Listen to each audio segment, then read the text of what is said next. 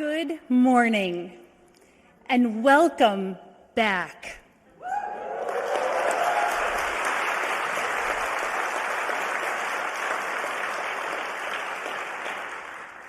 I am Mary Newbern of the great class of 1997, and it is both an honor and privilege to serve as president of your Alumni Association.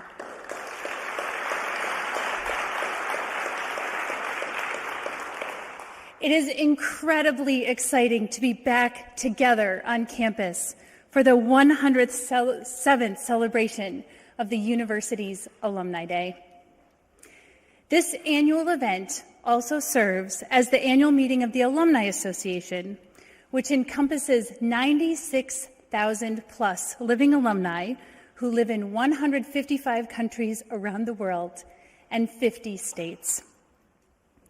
In the last 2 years, while many of us have been apart, Tigers found innovative new ways to gather, to learn, to volunteer, to share, and most importantly, to celebrate our shared Princeton connection. The Alumni Council, which is the governing body of the Alumni Association, is rallying around the theme of Tigers Rising. It's meant to reflect the indefatigable spirit of our Tiger community. Last October, for example, that spirit was on full display during the celebration of the inaugural Orange and Black Day, marking the university's 275th birthday, or Charter Day. Princetonians from around the world showed us their best orange and black spirit, and we look forward to celebrating that day again this fall. Today's amazing award winners reflect that very same spirit of Tigers Rising. Nobel laureate Maria Ressa from the great class of 1986,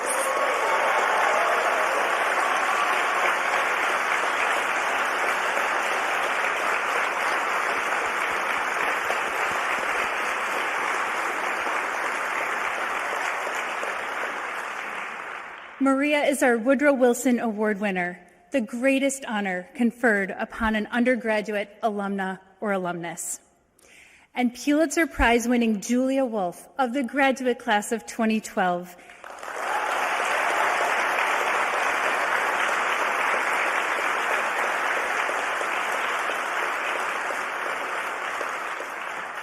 Julia is our James Madison medalist, the greatest honor conferred upon a graduate alumna or alumnus for an exemplary career in their field.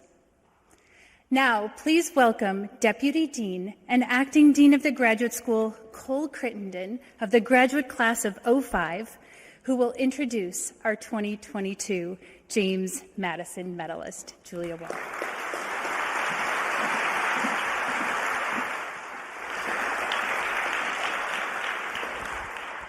Thank you, Mary. Welcome once again to Alumni Day, both those of you who are here with us on campus, as well as those of you who are live streaming our midwinter gathering. It is my great privilege to introduce this year's recipient of the James Madison Medal. This award is conferred upon a graduate school alum who has forged an exemplary career, or given selflessly in public service, or remained a steadfast pillar in the cause of graduate education. This year's recipient has done all three. Julia Wolfe of the graduate class of 2012 is an internationally celebrated composer, a true star in the music department's graduate program in music composition, which requires both new creative work as well as scholarship on music as part of the dissertation. Her distinguished career includes a Pulitzer Prize, a MacArthur Fellowship, and multiple Grammy nominations. She is one of the most sought-after classical composers today, having written a major body of work for strings that draws inspiration from folk, classical, and rock genres. A sampling of the poetic names of her pieces gives an idea of her creative range. On 7 Star Shoes, Fire in My Mouth, Fuel, Steam, Guard My Tongue, A movement from her work, Dark Full Ride, was performed at Princeton this past September. Julia already had a master's degree from Yale when she was persuaded by Princeton professor Stephen Mackey to apply here for a PhD in 1991. She was already composing music and had co-founded Bang on a Can, the innovative, multifaceted music organization that began as a one-day, 12-hour marathon of contemporary classical music. After finishing her coursework here at Princeton and holding precepts in music theory as Steve's teaching assistant, she left for the Netherlands on a Fulbright scholarship. It pains me to say this next sentence as someone who oversees academic progress for graduate students at Princeton. She didn't return to writing her dissertation work for 2 decades. She finished the PhD in 2012.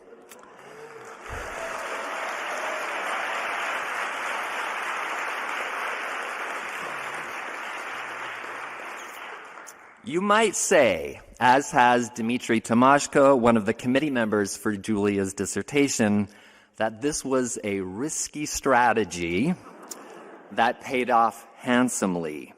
In the interim years, Julia became a dissertation-worthy subject herself, a wonderful and important composer who has cracked our idea of classical music wide open, with instrumentation including amplification, electronics, found sounds, beats, and a vast array of visual elements. Her thesis advisor, Professor Emeritus Paul Lansky, has this to say, quote, "It was a pleasure and an easy job to advise Julia on her dissertation. The composition dissertation at Princeton is in 2 parts, a composition and an essay. The essay has normally been analytical, but I felt it was important to persuade Julia to write a historical study. As a founding member of one of the most significant new music groups in this country, Bang on a Can, she was in a unique position to provide invaluable insights into the genesis and growth of this group. And this is what she has done, providing a first-hand historical document that offers an inside look at the dynamics of collaboration," end quote. After completing her degree at Princeton, Julia now spends time teaching at New York University, inspiring the next generations of musicians and composers. In the classroom or on the world's biggest stages, Julia Wolfe astounds all of us with her immense talents and gift of music. We are honored to have her with us today. Please welcome Julia Wolfe.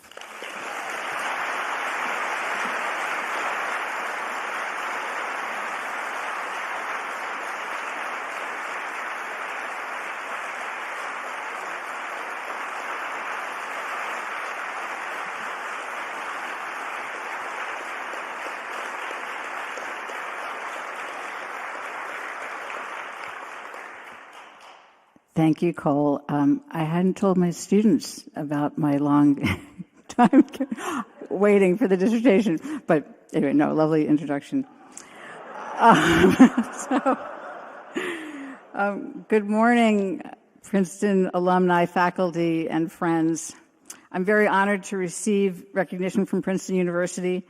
It's also meaningful to me that the award recognizes the music of our time.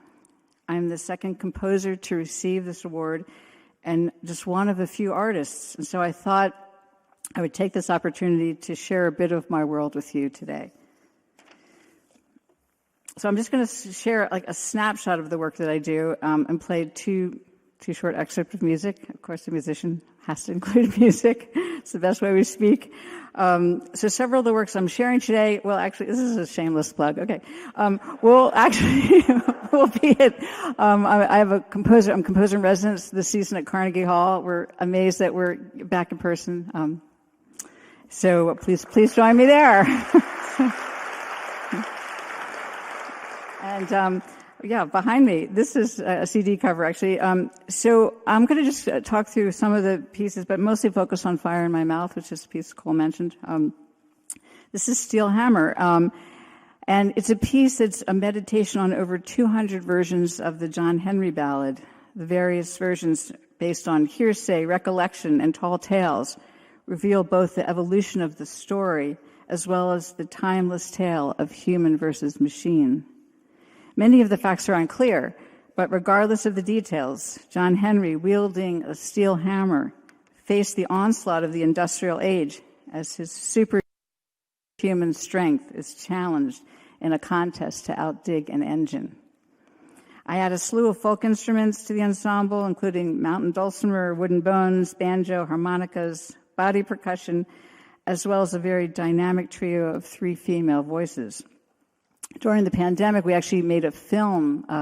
We were supposed to perform live in California, but they said, okay, we've got the funding, we're going to make a film of this piece. So I'm going to show you just a little clip. And I picked the movement characteristics, which gives you an idea of how I kind of deconstructed the ballad, and you'll hear all the many things, or some of the many things that John Henry was. So we can go to, and I should also say that what you'll see in the beginning is clogging. So it's almost a cappella. This movement's pretty much just the singers, but you'll see someone's feet moving, and that's a traditional way of making rhythm, just using your feet. So we can go to the next slide, please, and we'll hear characteristics.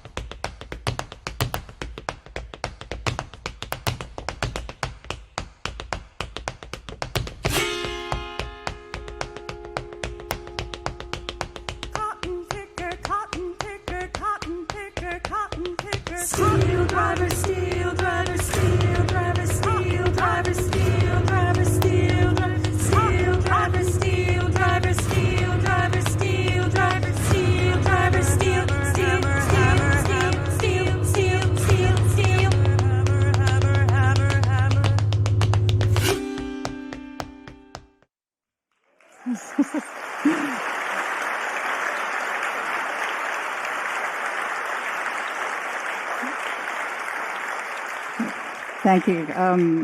And that was the inside of a piano. Not all the venues like that we play inside the piano, but it's a little bit like an auto harp. Anyway, fun sort of folk reference. So we can go to the next slide, please. And so this is Anthracite Fields, and I grew up in a small town in Pennsylvania, Montgomeryville. And when we first moved there, the road was dirt, and the woods surrounding the house offered an endless playground of natural forts and ice skating trails. At the end of this long country road, you'd reach a highway, and that's Route 309. A right turn down 309 took you to the city, to Philadelphia, and that's the way we mostly turned. And a left turn on Route 309 takes you to coal country. So, and this is called the anthracite coal region. And I remembered hearing the names of the towns, and though my grandmother grew up in Scranton, Pennsylvania, everything in that direction seemed like the Wild West to me.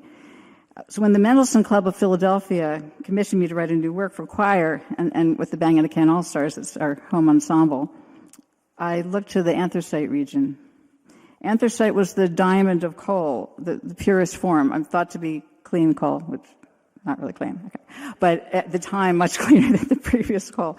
At the turn of the century, the anthracite fields of Pennsylvania became the power source for everything, from railroads to industry to heating homes.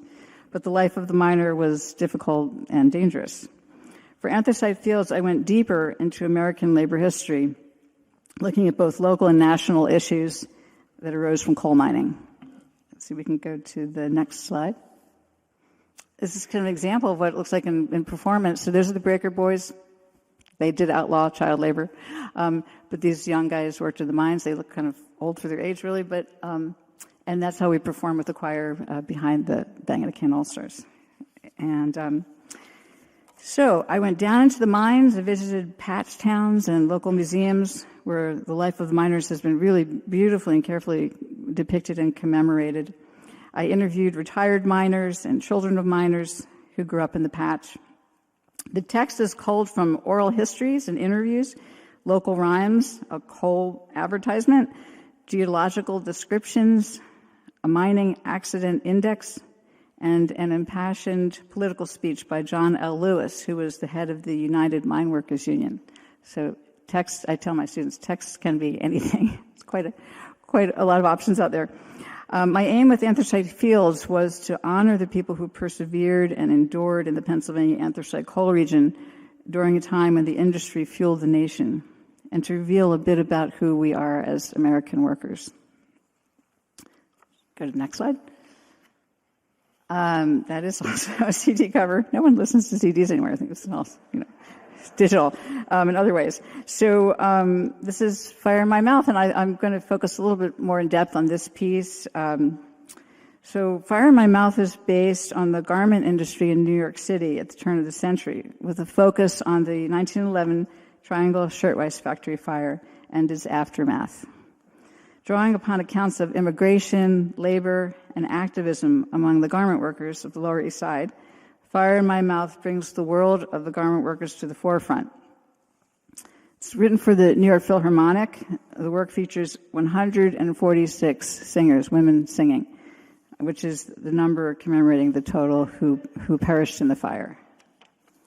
It was a big ask, 146 singers. So they said yes. So the piece incorporates elements derived from, this is again referring to the text, from protest chants, courtroom testimonials, Yiddish and Italian folk songs, and a recitation of all 146 victims' names. I've tried to make it shorter to set to music, but you can't leave anybody out of that list, so it's a very long recitation. Fire in My Mouth was an opportunity to recast the women, not as voiceless victims, but as protagonists whose actions and sacrifices had a profound effect on the United States history. These women fled their homelands to escape poverty and persecution, arriving to these shores with sewing skills. Many of the women wound up working on these huge factory floors. Actually, there were men and women, but primarily, especially in this factory, primarily young immigrant women. Hundreds of women sitting at sewing machines. Fire in My Mouth focuses on the story of women who persevered and endured challenging conditions, women who led the fight for reform in the workplace. So I think we'll just see how we could go to the next slide. Just kind of gives you a picture of that. So there are four movements: immigration, factory, protest, and fire. And I'm just going to play you it's the very start of the first movement, immigration. And the text is taken from an oral history, so I do a lot of searching and digging for things that just, jump out and strike me. And I came across this woman's words. Her name is Molly Wexler, and here's what she said. And I can't remember if it was written down or actually an oral history that I heard it on recording, but without passports or anything, we took a boat, a big, beautiful boat, and off we went, 5 of us girls. It took about 10 days. We went third class with the poverty-stricken, but it was lively. Everyone was talking and looking to God knows what kind of future it was going to be.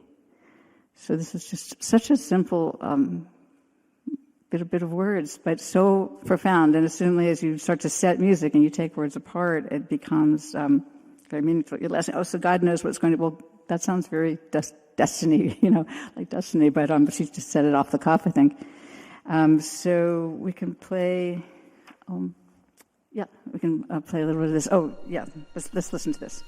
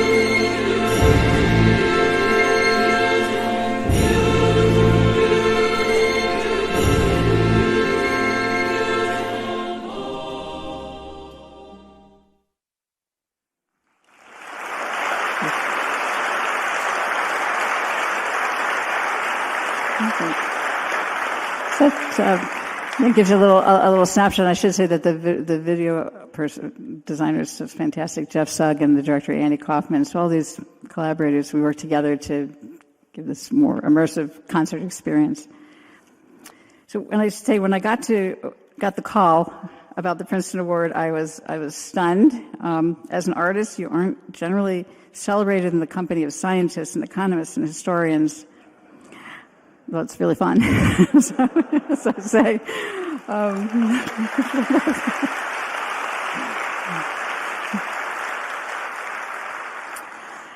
And then I did pause at the name of the medal. What did I know about James Madison, the fourth president of the United States, a major contributor to the Constitution?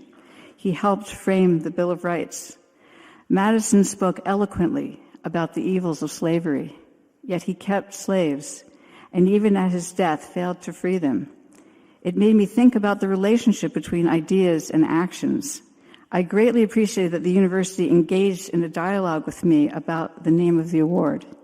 I did ask if they would consider changing the name, which I still think is a good idea. Names and symbols carry meaning and weight. History is messy and complicated. Self-examination and reckoning is essential as we move forward clear-eyed and dedicated to change. I'd like to end this talk by saying that Princeton has had tremendous meaning for me, not only for the things I learned here, but also to now see my students from NYU thriving in Princeton's amazing graduate program in music composition. 5 of my previous students are currently completing their PhDs under the direction of this spectacular faculty. I am so, I feel choked up. I am so proud of them.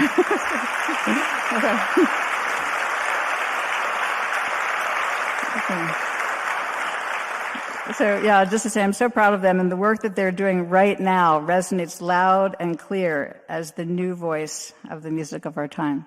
Thank you for listening.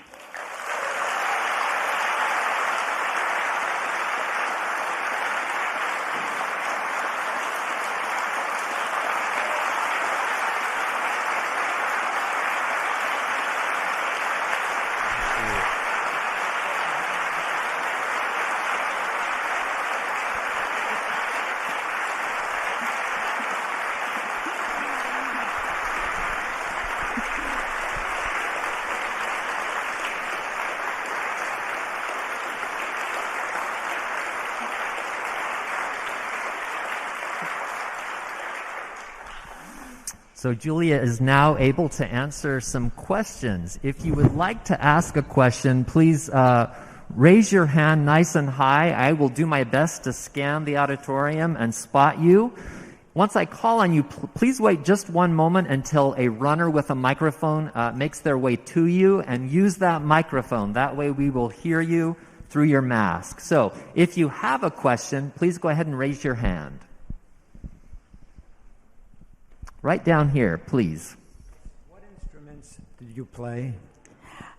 Okay, what instruments do I play? Well, I mostly am writing for other incredible performers to play at this point, but I studied piano as a kid and played all the way through through high school, and then I quit and I sort of made up things, but didn't really think about studying music. Again, I'm a late bloomer in that sense too. I honestly accidentally walked into a class freshman year of college at the University of Michigan and got the bug. Had an amazing teacher, so teachers are very important, you know. And I thought, oh, you can construct music. That's crazy. How could you do that? And so went very quickly into composition. And you know, I played the flute. I did some percussion, played mountain dulcimer, so a few other things along the way. But as you can tell, I'm a little shy on the stage, so I like other people being nervous upstage. Yeah. Right back here, please. Thank you very much for doing all you did. I just have a question on how do you balance what sounds like the very important historic research with whether or not it's operatic or just what we could tell so clearly to emphasize the exact words. How could you just talk about that? Yeah, I think I heard what you said. So you're asking how do I balance the research involved and then what form it takes and how important the words are? I think were you asking about the words as well? Yeah. Okay. Well, first of all, because I came to music later, I also had very strong interest in other areas, and particularly I went to college thinking I would study social sciences. So in a way, it's like a return back to this fascination with looking at how we behave and issues, political issues. So it felt very natural to return to that and very natural to use words. And I love the research part. It's kind of a gift that I didn't expect going into music. So I spent a lot of time, I could spend a good year reading and interviewing whatever that particular piece involves. But the words are really, really important. And I don't know if you can tell, but this is a choir that you heard. In both cases, one is a small choir, 3 women. I really want you to hear the words. So I've not really entered into the operatic world where, it's a different sort of performance practice. I'm really interested in the very pure natural voice, more like early music and folk music singers. So I've lived in that world, and I haven't inched over to the other musical dramatic form, which is opera. And part of it is because I really want to tell the stories, and I want you to hear it. But they work beautifully together. Words and music have been together for a long time, and I love working in that way. Up here? Right down here, I see one. Thank you. To what extent what are the media through which contemporary classical music find a public, and to what extent does contemporary art, classical music, have a commercial audience as much as the traditional repertory of classical music? That's a really big question that I've thought a lot about, and part of being part of the group Bang in a Can, you were sort of renegades coming out of school, and we wanted to break this notion that music is this sort of elite thing in an ivory tower, because I think there was a time period where contemporary music was more removed, very interesting time period musically and intellectually, but much more removed from the public. And so part of our mission really was to build an audience, because we had our college friends, they'd go see new dance and they'd go see new film, and they wouldn't necessarily go see new music. It had this little bit, I don't know if I understand that. So we were like, no, you can understand it. If I'm having this incredible experience hearing Stravinsky or hearing something of today, why couldn't someone else? So we made it our mission to actually reach a broader public. And I think somehow with these pieces that are subject pieces, that's happened, which makes sense because there's another way in. So, for example, when I worked in Anthracite Fields, after the Philadelphia premiere, a woman came up to me and said, my father died of black lung. He worked in the coal mine. She knew nothing about music. She wasn't a big choir goer. She came for the subject. So sometimes, you reach people into the musical world you're in by the subject or other means. But it's very important to connect. It may never be like top 40, that's okay, it's okay. I love some top 40 too, so, but it's just a different kind of approach. But I think not staying separate from the public, that was really important to me coming into the field. Great. I see one up on the balcony. Yes. There are countless forms of new music which has a large audience and many different forms.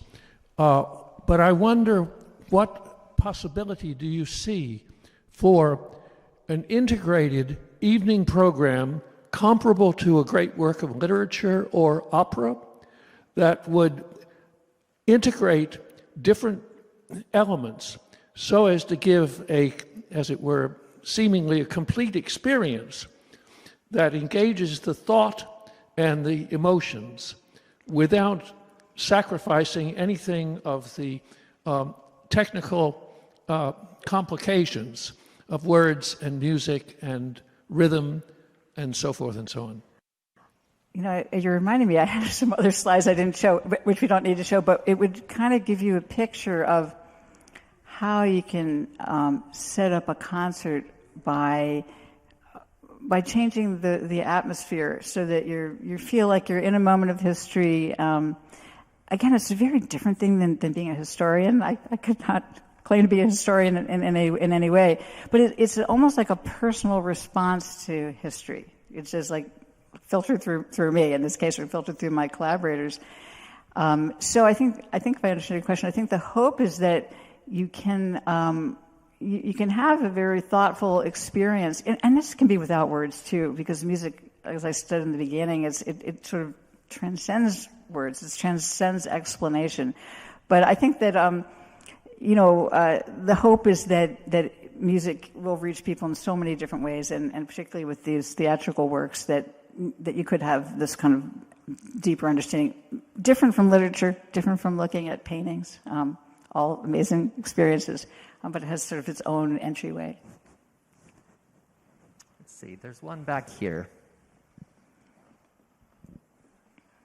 Congratulations. I had the pleasure of working with Paul Lansky as well when I was here. Opened my entire vision of what music was like. I didn't have the bravery to go on and become a musician after that.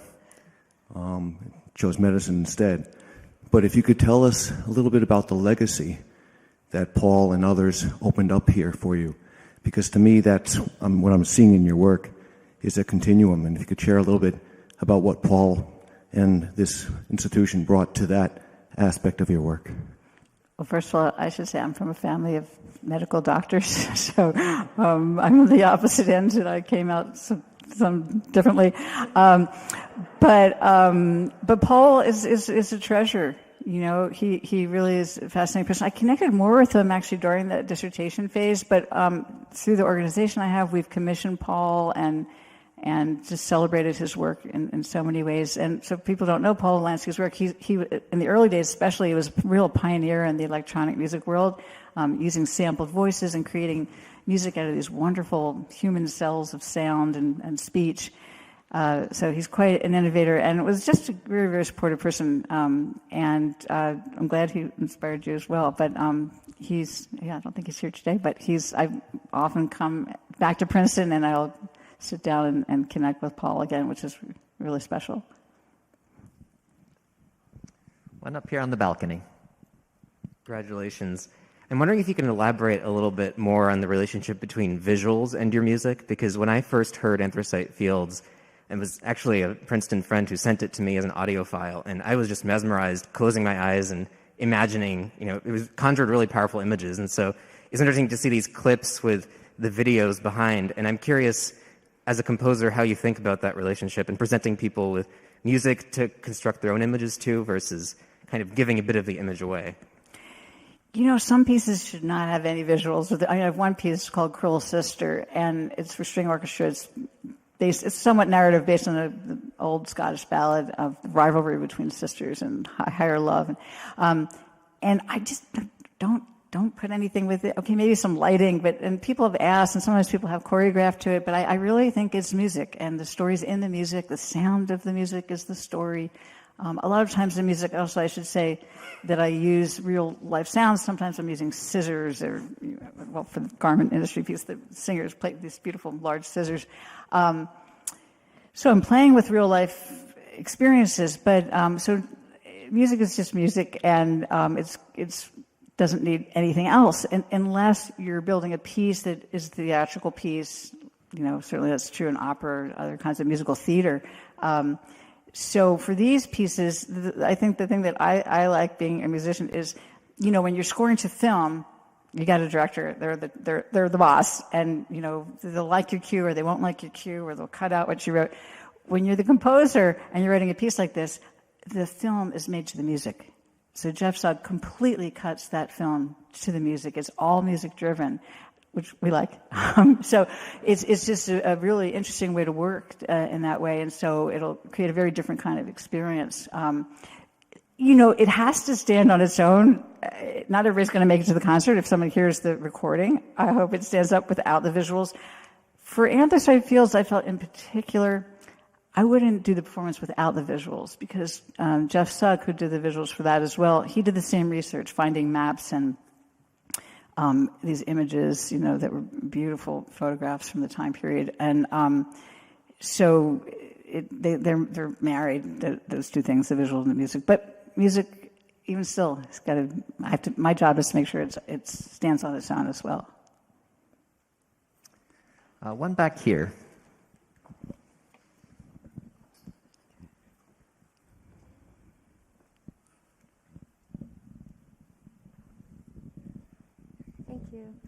I'm curious, because you took gap decades, if you have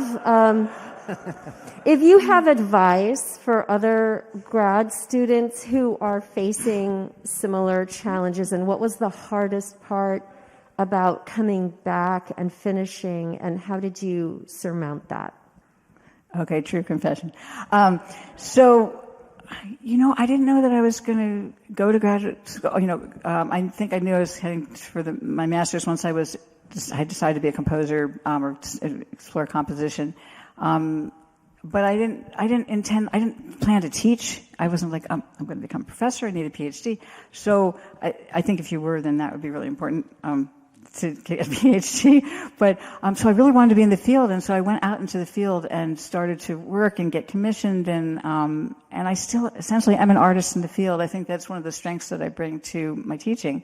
I have to confess that it was NYU that suggested that I finish my dissertation. I was sorry. I was already I'd already been hired for the position, and I think they felt that was important. And I was like, okay, and I jumped in and locked myself in a room, and worked really hard to as Cole explained, right, the history of the organization that I founded. But I think one thing that if you are looking at teaching, I think that it's not necessarily a bad idea, but not for everyone, but to have some time in between, because eventually you do have to get out and be in the world. And so what is that life? And if you had some sense of it before you went even back to get a doctorate, or maybe finishing the final part of it, it might focus what you want to do. Now, some people go straight through and it's perfect for them. Obviously, I wasn't one of those people, but I think that the time, also I think it made me a strong candidate in my field, that I had this experience, this artistic body of work when I went to teaching. So, but every field is different, so it's hard to generalize completely.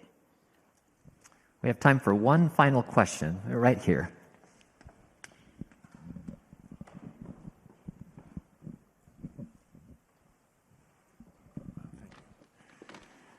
Your music brings me to tears. Thank you for that. I'm curious about, there's so much bad news about social media and, TikTok and this, that, and the other thing.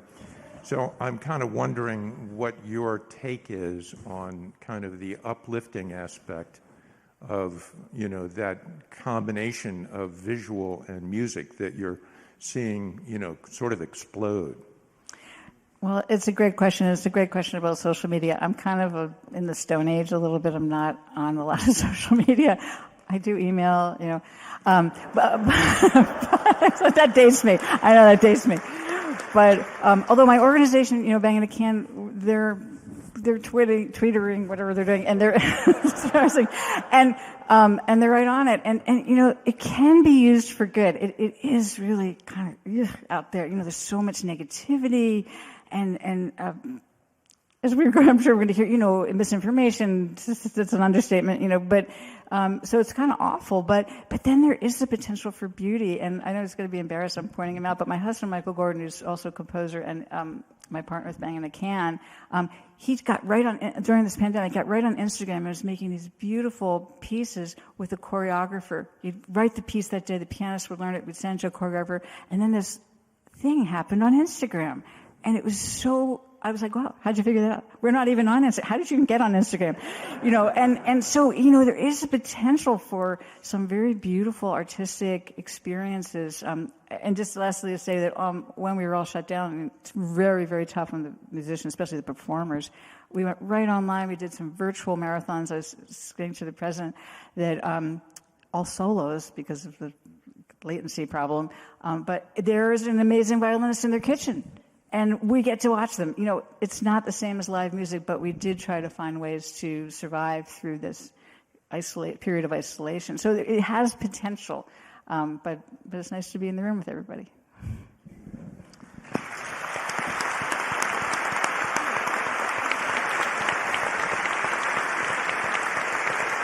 Congratulations.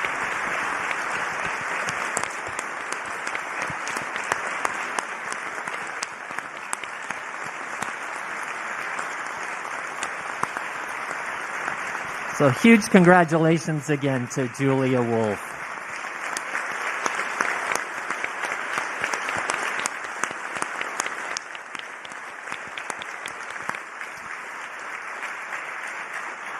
It is now my pleasure to introduce our 20th president, Christopher L. Eisgruber of the great class of 1983. Welcome, Chris.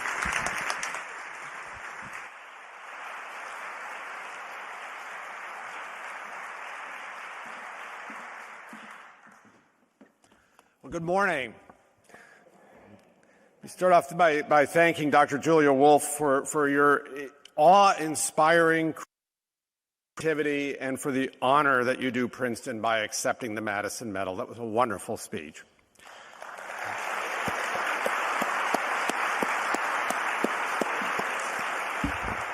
More broadly, I want to say welcome, Tigers, to the first major in-person Princeton University alumni event in 2 years. It is about time.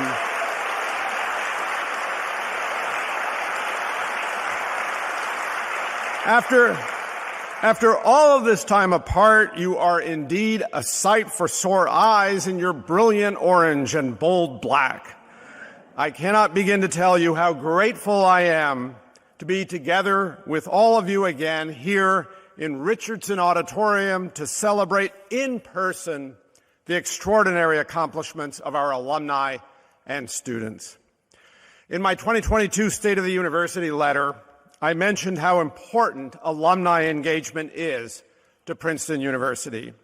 In fact, it is so important that we have made it a major and independent priority of the university's new campaign. Venture Forward is a mission-driven campaign shaped by the university's strategic plan.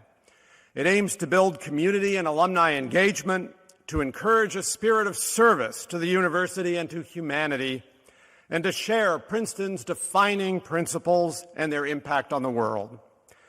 The campaign's priorities all proceed from the idea that Princeton has a nearly unique capacity to contribute to the world by making audacious bets on human talent. We bring undergraduate students, graduate students, postdoctoral fellows, and faculty members to this campus and invest in them for the long term, encouraging them to pursue visionary dreams and speculative ideas. And as alumni, Tigers take those ideas into the world and they change it for the better. Today, I have the honor of recognizing several students who demonstrate the transformative power of making bold bets on human talent.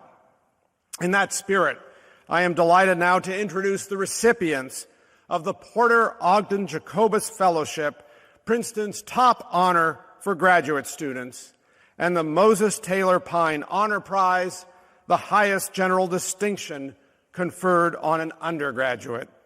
This year's honorees have demonstrated remarkable talent, tremendous dedication, and exceptional promise.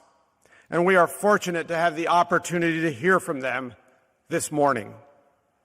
The Jacobus Fellowship, which was established in 1905 by Clara Cooley Jacobus, is awarded annually to graduate students who are entering their final year of study and have demonstrated the highest level of scholarly excellence throughout their time at Princeton.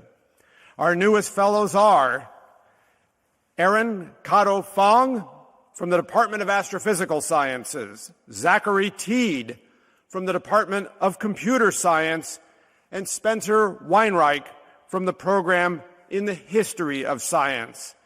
I hope you will now please enjoy a short video on each of our winners and the exciting work in which they are engaged, and then we'll have an opportunity to congratulate them in person.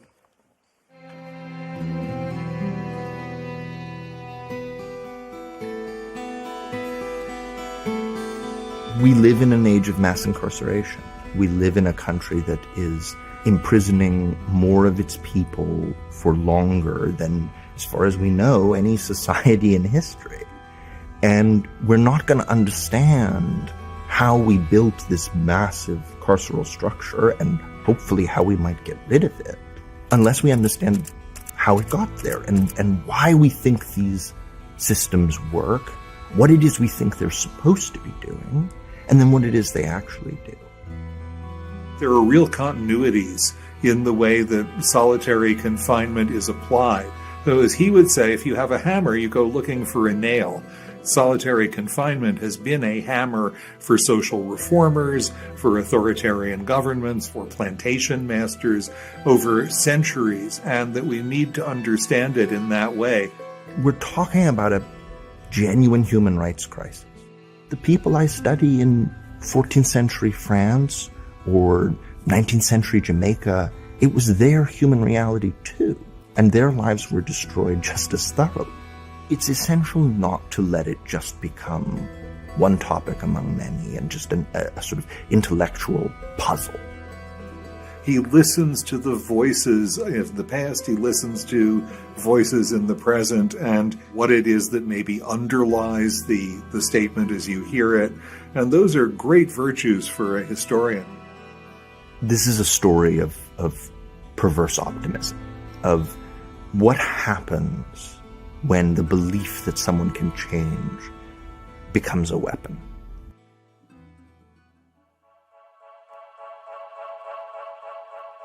So broadly speaking, Erin is interested in how galaxies form and evolve, and she's particularly focused on dwarf galaxies.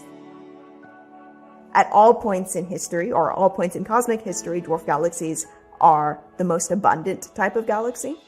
And when we think about more massive galaxies, these galaxies were lower mass at some point in their history. They're the most numerous galaxies in the universe, but they're little, so they're hard to see and they're hard to study. And Erin has developed new tools and is leveraging amazing new data sets in order to really understand this galaxy population. When you're executing a survey, you're not going after specific targets in the sky. You're kind of tiling over the sky as a whole. The challenge, of course, is to find the interesting objects and figure out what physically they tell us about the universe from these photons that are hitting our CCDs. There are a couple of different ways she's doing that. One is a new survey called Marian we're taking the data for now with a telescope in Chile. And then she also was part of building hardware for a new spectrograph that we're building for a telescope in Hawaii called the Subaru telescope. Kind of in the same way that observations are only now getting to the point where we can really capture the population of dwarfs in wide-field surveys, simulations are only now reaching the point where they can simulate realistic dwarfs to compare against these wide-field surveys. She's very good at figuring out what she calls the low-hanging fruit, the problems that she can uniquely solve, and she's been doing that, and I basically I'm along for the ride.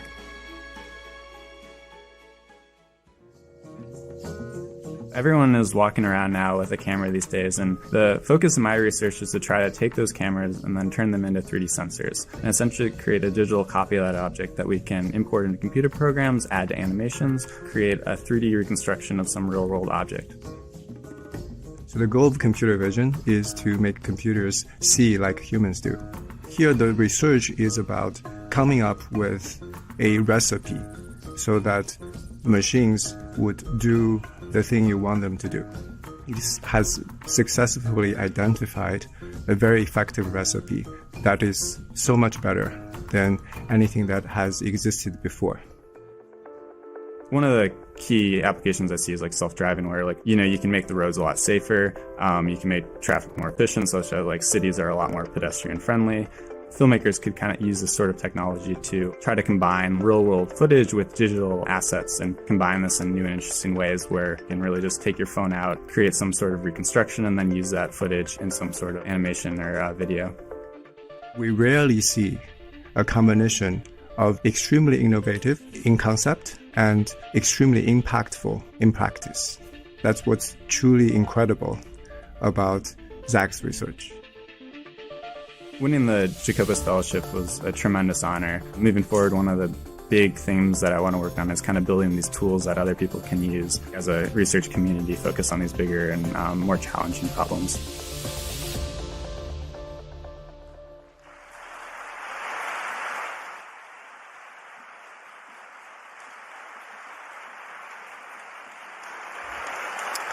I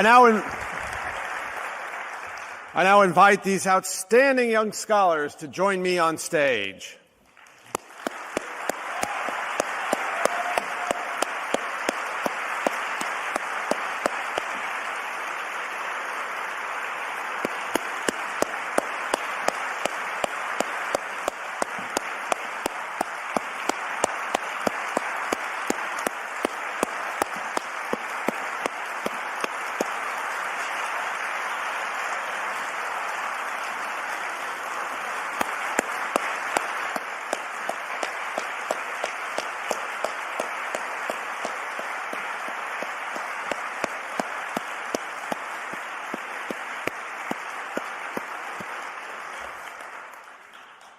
Please let me first invite Erin Kato Fong to come forward. Erin, congratulations.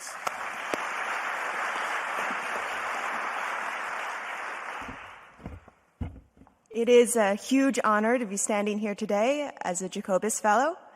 Ever since I came to Princeton nearly 5 years ago at this point, I felt the immense support of the wonderful community here, from my advisor, Jenny Green, who you just heard from, to everyone in the close-knit Department of Astrophysical Sciences, to the wider Princeton community, which of course includes everyone here today.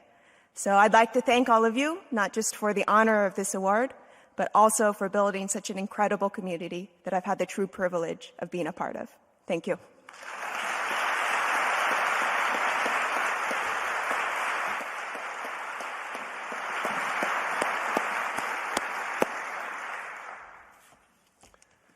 May I next ask Zachary Teed to come forward and say a few words. Zachary, congratulations.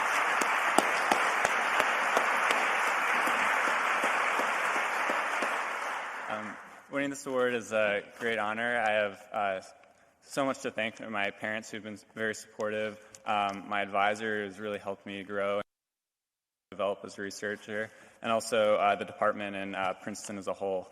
I really could not have done this research without so much support, so thank you.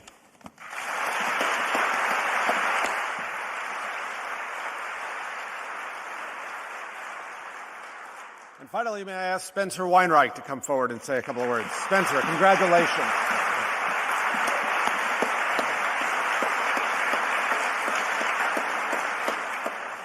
Historians love acknowledgments, but I'll try and be brief. I have to thank my department, but especially my two supervisors, Tony Grafton and Reg Kunzel, as phenomenal an honor as the Jacobus is, and it truly is. The greatest honorific I have is to call myself their student. To my students at Princeton and in the New Jersey prison system, they've taught me more than I ever taught them, and especially to my family, and especially Tess Weinreich, Princeton class of 2025, who is here, and I love you all very much. Thank you.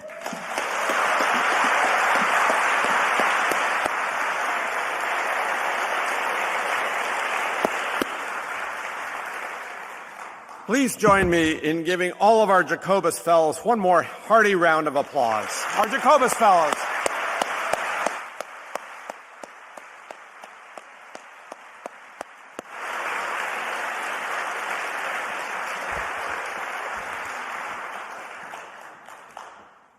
I now have the honor of presenting the 2022 Pyne Honor Prize, this university's highest undergraduate distinction.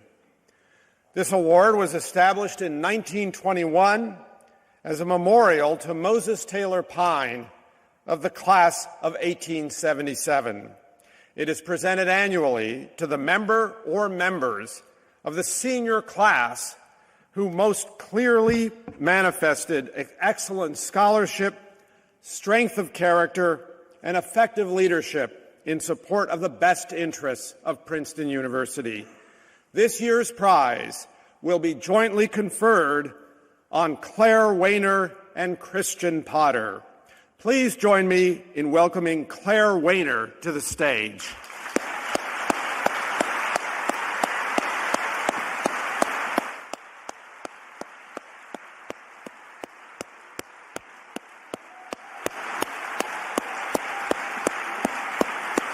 I'm going to embarrass you with some remarks here first. So, Claire Wayner sees her life's work as finding solutions to climate change, and her time at Princeton has been focused on what she calls solutions-oriented sustainability, rolling up my sleeves and trying to get things done. Her academic work and extracurricular activities at Princeton provide a veritable litany of examples of sleeve rolling on behalf of the planet and of creating real change in campus sustainability with a leadership style characterized by both collaboration and persistence.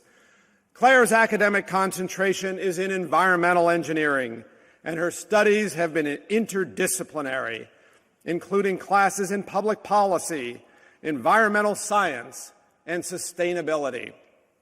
She has been recognized many times already for her academic achievements. She is a two-time recipient of the Shapiro Prize for Academic Excellence and a recipient of the Truman Scholarship for Public Service, the George B. Woods Sophomore Legacy Prize, and the Udall Scholarship for Environmental Leadership. She was also elected as an Oman Darling Scholar for Princeton Scholars in the Nation's Service Initiative. Claire's teachers rave about her work as a scholar and her contributions to the classroom, lab, and beyond. Her senior thesis research is focused on bioenergy as a sustainable, low-carbon energy resource and is part of Princeton's Net Zero America project. Claire's thesis advisor, Professor Jessie Jenkins, says she is, quote, the most outstanding undergraduate student that I have had the pleasure to work with. She is dedicated to using her talents to accelerate the transition to a more sustainable energy system. Gabriel Vecchi, professor of geosciences and director of the High Meadows Environmental Institute, writing on behalf of the HMEI faculty, says Claire is the best of the best at Princeton University. She speaks to the ideals. Her mentors also praise her leadership both on campus and in the larger community of practice in sustainable energy. Shauna Weber, director of the Office of Sustainability, said she would unhesitatingly characterize Claire's impact on campus sustainability as transformational. Among examples of her impact on this campus, she has served as the EcoRep student leader for the Office of Sustainability, is president of the Student Climate Initiative, and formalized sustainability advocacy as an integral part of the undergraduate student government. And she somehow also finds time to look out for the birds. She has co-founded the Princeton Birding Society and a campaign for bird-friendly glass on Princeton's campus. Claire has also written many columns for the Daily Princetonian about sustainability topics and has been a contributing author on national technical reports about energy storage policy.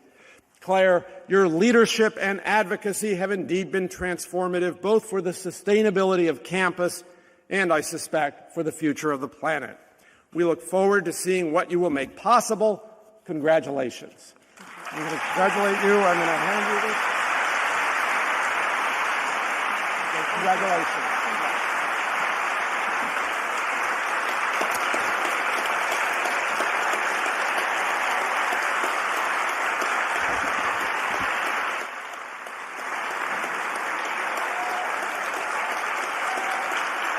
Thank you.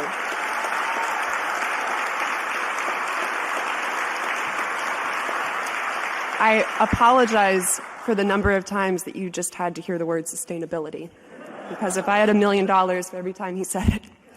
All right. My favorite spot in Princeton is a 15-minute walk south of campus, a place that not many students know about, but one that I know like the back of my hand, the Charles Rogers Wildlife Refuge.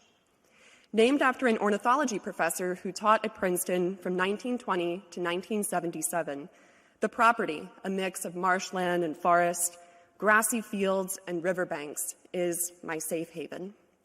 I've gone there countless mornings with my birding buddies, binoculars in hand, and have seen over 130 species of birds there, plus the occasional deer, fox, coyote, mink, and beaver. Whenever I'm feeling stressed or overwhelmed, I know a hike in Charles Rogers is sure to calm me down. My friends often ask me why I'm not an ecology major, given my love for the outdoors. This is a question that I've struggled with ever since coming to Princeton. With time, I've realized that while I would have been content studying ecology 50 or 100 years ago, the urgency of the climate crisis today requires my full academic attention. This is why I've been so grateful to have found at Princeton a home in the Civil and Environmental Engineering Department, as well as the Andlinger Center for Energy and the Environment and the High Meadows Environmental Institute. By immersing myself in research and classes in each of these three places, I've been able to turn my Princeton education into an experience that I feel is making a tangible difference. Seeing my senior thesis advisor, Professor Jessie Jenkins, take results from our lab's computer modeling of the nation's energy system and communicate them directly with policymakers has been incredibly inspiring. So too is seeing what Princeton, under the strong leadership of the Office of Sustainability, where I've worked since freshman year, is doing to reduce its campus greenhouse gas emissions. Getting involved in projects like these allows me to understand the role that engineering majors like me can play in the change-making process, using data-driven methods to create the best solutions possible. I could not have gotten to where I am today without the support of all of my mentors, my professors, TAs, Princeton alumni, and university staff and administrators, too many to name right now, who have all taught me to think in interdisciplinary ways, to seek out collaboration and compromise. At the same time that the climate crisis cultivates a constant urgency in everything I do, another lesson I've learned while at Princeton is the need to slow down, to take a deep breath, relax, to just hang out with other people, because admittedly I didn't really know what the value of hanging out was when I came here. For that, I am grateful to all of my friends, from the climbing team, the birding society, environmental advocacy groups, student government, outdoor action, and my eating club, especially to those of you who woke up early on a Saturday to come here today, because this is early for undergrads. I would not know nearly all that I do now about being a human without you. Finally, I want to thank my family, my parents, brother, and grandparents, for teaching me to be independent, encouraging me, but never pushing me. Thank you for always being there and always having faith in me. Now, in just 3 months, I go out into the world holding my Princeton diploma, equipped with the problem-solving and critical thinking skills necessary for my life's mission, cutting greenhouse gas emissions as rapidly as possible in an attempt to protect and save all the landscapes, people, birds, and communities that grace this planet. I'll close with a quote from Lord of the Rings, one of my favorite book series. In this scene, I like to imagine Frodo is talking about the climate crisis when he says to Gandalf, "I wish it need not have happened in my time." But Gandalf replies with some sage wisdom I try to take to heart every day, "So do I, and so do all who live to see such times. But that is not for them to decide.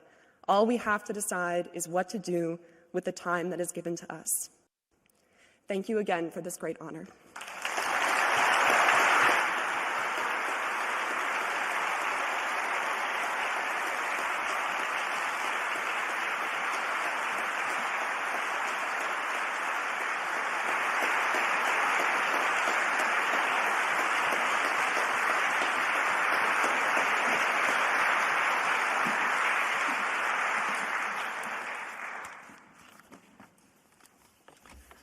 Well, it's the phrase to talk about what it is to deal with the time that we are given. Claire, I now have to say that due to COVID protocols, our second winner, Christian Potter, is going to join us via Zoom. So I'm going to take a moment here. And there's Christian.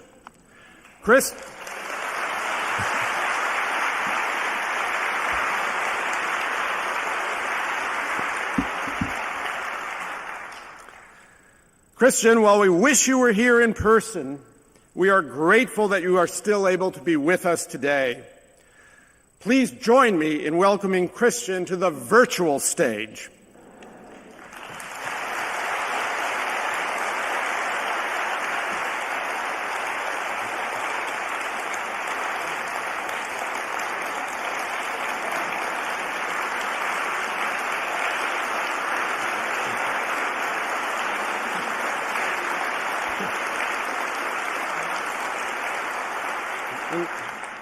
Christian, I don't know what kind of Zoom feed we're getting you, but I hope you could see and take in that standing ovation that you just received. Christian Potter is a dedicated and public-spirited student leader who has served classmates in a variety of roles ever since they first elected him to office back in the 8th grade. Here at Princeton, he has demonstrated a thorough commitment to being in the nation's service and the service of humanity. Through his studies of political systems and change, and see what I can do here with this microphone, and through his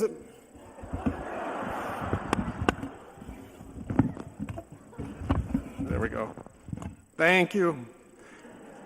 and through his achievements in student government. Christian's academic concentration is in the School of Public and International Affairs, and his intellectual curiosity and academic excellence have been recognized previously with the Shapiro Prize. His work also garnered the R.W. Vandeveld Award, the School of Public and International Affairs Principal Academic Award for juniors. Christian's teachers praise both his enterprise and generosity of spirit in the classroom and his leadership on campus. Emily Pronin, associate professor in the Department of Psychology, said Christian is a person who I imagine will excel at any path he chooses, whether it be research, policy, elected office, or any other path. Julian Zelizer, the Malcolm Stevenson Forbes Class of 1941 Professor of History and Public Affairs, who is Christian's senior thesis advisor, said, Christian has the ability to bring the analytic tools of political science to help analyze public policy. He stands well above even the very best. He has the kind of intellectual skills and engagement that professors are always hoping to encounter.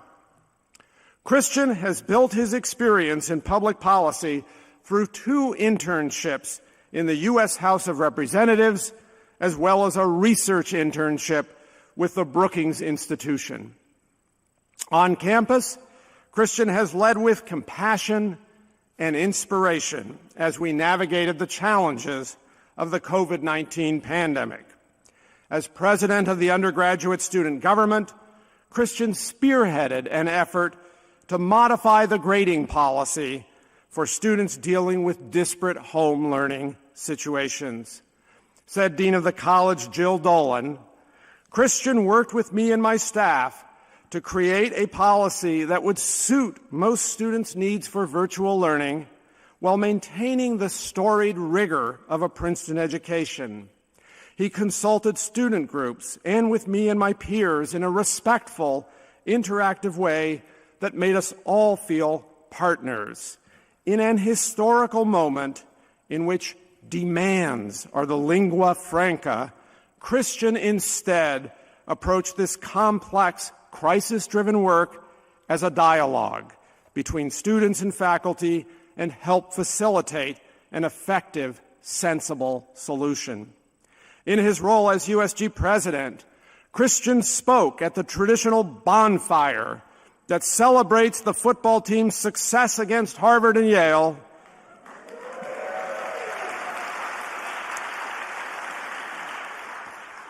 And his words resonate with me still. He said, "Let the lighting of this bonfire be the ultimate reignition of community." Christian, your academic accomplishments and your commitment to the thoughtful leadership suggest that the future is in great hands. We are eager to follow your pursuits in the years to come. Congratulations.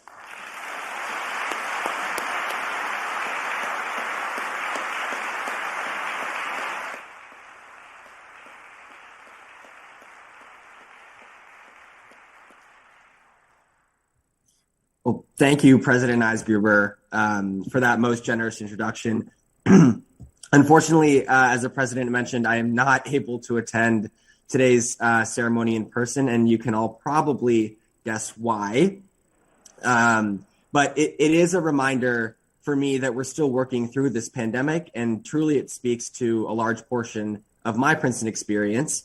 But it's also a sign that we've made massive progress, given that my fellow Princetonians in isolation and I are looking forward to healthy releases soon, and given that I can zoom into this program today. So I'd like to thank Lucian and the whole team for making this possible behind the scenes. The first thing that happened to me at Princeton was an argument. I was driving into town with my mom to tour the campus as a high schooler, and we had barely gotten past that sign that reads, "Welcome to Princeton Township, settled 1685, when she exclaimed, I kid you not, "I think even the grass is just different, greener here." I could not take it. As if the pressure of applying to a school like Princeton weren't enough, with its famed professors, alumni, and traditions, now even the grass was the standard against which I'd have to measure myself. The ensuing argument got very heated. What I didn't know at the time, other than, of course, that I would actually attend Princeton in the not too distant future, was that at Princeton, I would learn a lot about argument, about making a point, about challenging an idea. Sometimes it can be nerve-wracking. In my very first semester at Princeton, in the over-enrolled introductory microeconomics lecture in Makosh 50, famed economist Harvey Rosen paused from the graph that he was chalking onto the blackboard to say the following in front of all 450 students. Christian, we'd previously met briefly in office hours. What's wrong? Why do you have that scowl on your face? Thankfully, the then incommodious wooden desk chairs in Makosh kept me from fainting. Well, Professor, again in front of everyone, I think the marginal social cost curve goes above the marginal private cost curve, or something equally absurd to be explaining to a man who would explain concepts like this to the President of the United States. Professor Rosen turned back toward the board as I felt about 900 eyeballs glued to me, and he said, an untenured professor would be in hot water for making the same mistake. And he reached for the eraser. Now, that was probably my intellectual peak at Princeton, or so I thought, and so I thought I'd share that example today. But the argumentation, of course, continued. In my very first precepts in Professor Kevin Cruz's history class, we argue over how progressive the New Deal really was. In the spring of 2020, the infamous, we argue over whether or not we'd be sent home. In the late spring, as it progressed, for how long we'd be home. And today, how, but less so whether, we'll restore our community and move forward together. During the pandemic, I was entrusted by my peers to argue again on behalf of the student body and the larger community in my capacities in student government for various policies that would improve life during the most difficult of times and hopefully change Princeton for the better on the other side. And in our senior years, we muster the research for our final arguments at Princeton, our theses. Now, Professor Zelizer, I promise it's coming. I've also done plenty of arguing with myself, which classes to take, what to study, whether and how to ask for help, how best to serve my community in a way that is authentic to me. Princeton has taught me what it means to argue in conversation, in dialogue, with counterparts and with ideas, how to do it fairly, and hopefully, yes, in the nation's service and the service of humanity. The truth is that the grass has not always been as green as can be at Princeton, for me and I think for many, but nor should we expect it to be. Our gratitude is then ever greater to those friends, mentors, professors, and other supporters who attempt to help to restore that horticultural order that my mother declared years ago. Starting with her, my father, and my twin sister, who love me unconditionally. To my first-year professors Cruz, Pronin, and Bogan, and old friends Izzy and Vikash, who convinced me that Princeton really was the right place for me without outright saying so, and to all the professors and friends who have reminded me of that ever since. To my roommate Ron, for pushing the limits of the possible and for pushing me. To the student body, for empowering me to serve in a role that required more of a leap of faith than any amount of preparation. To the administrators and USG partners, especially Dean Dunn, Chitra, and Ashwin, who've helped me leave what I hope is a positive impact on the university in that role. And of course, to Dean Dolan, Dean Degnan, and President Eisgruber for the recognition today, which is to me more than anything a reminder that one of the few standards worth measuring yourself against is belief in and love for a community that has given you so much. Thank you.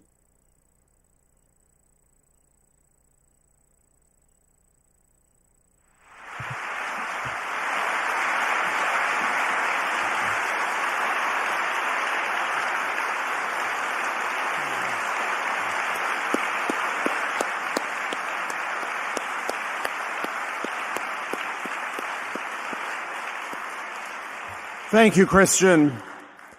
I would invite you all to join me in applauding once more our two Pyne Prize winners one last time. Our Pyne Prize winners, Claire Weiner and Christian Potter.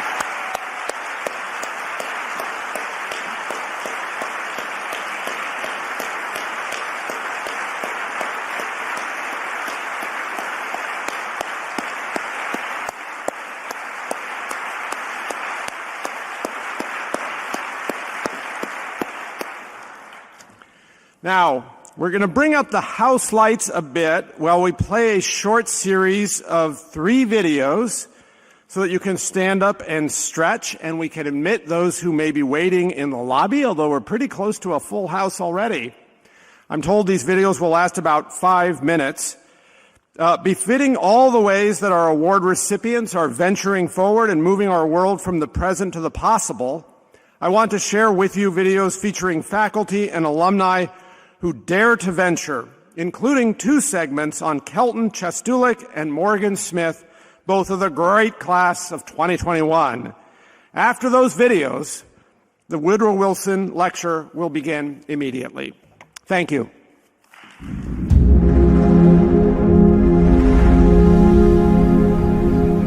The world needs new ways of thinking about extinction, disease, polarization, inequality, the future of life as we know it. Princeton is daring to ask the questions that will push us from the present to the possible. Many ecosystems have been damaged by human activities. But what if there's hope? What if we use DNA sequences to understand and restore balance? Could we bring a broken landscape back within our lifetime? Growing up, I always wanted to help people. But I noticed that not everyone's rights were respected in the same way. What if justice was something everyone was guaranteed?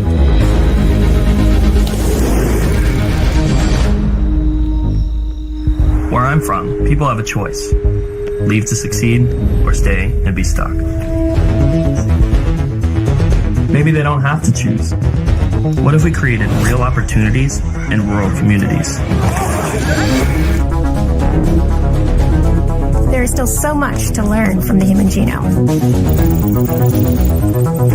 What if we could harness the power of computers to help cure disease? The world needs to be reimagined. Princeton dares to seek, dares to explore, to collaborate, to venture forward, so we may move from the present to the possible.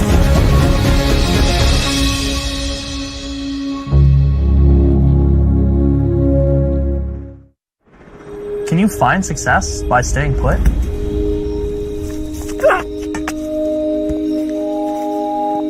I'm from Chambersburg, Pennsylvania.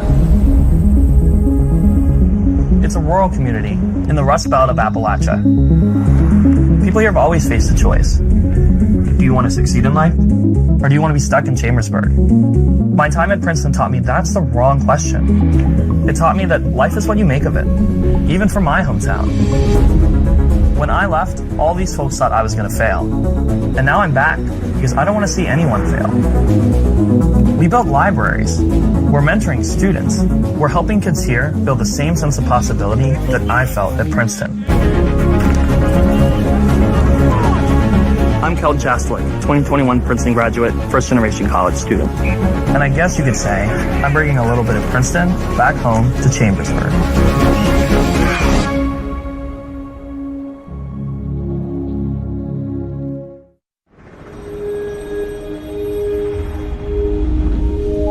What if we reimagined how to help people? Service has always been important to me. But I didn't always know what path to pursue. Princeton made me realize it's possible to both help people and question how our society operates. After I became the first Black president of Wood Clio, America's oldest collegiate political debate society, I started to wonder, what stands in the way of other firsts? I want to help people break through those barriers. I just moved to Chicago to start working at a legal nonprofit. I want to be a lawyer. I'm interested in voting rights. But you can't really help people or change the world unless you can first imagine a better world. I'm Morgan Smith, 2021 Princeton graduate. And Princeton made me believe that anything is possible.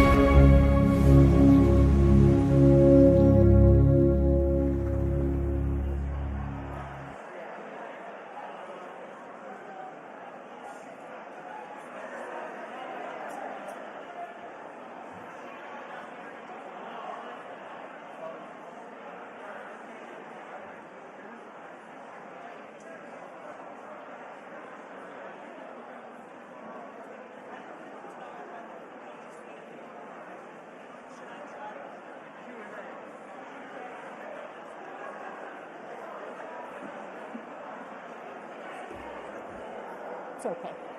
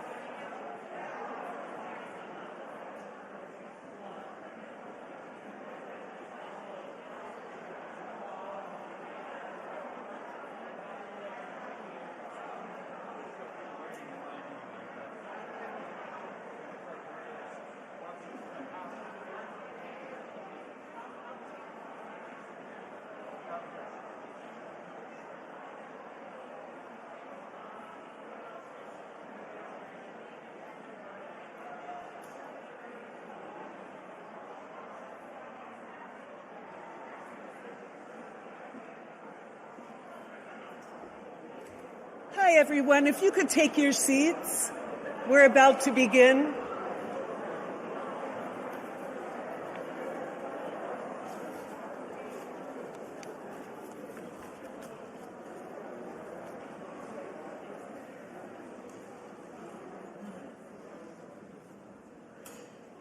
Thank you, everyone.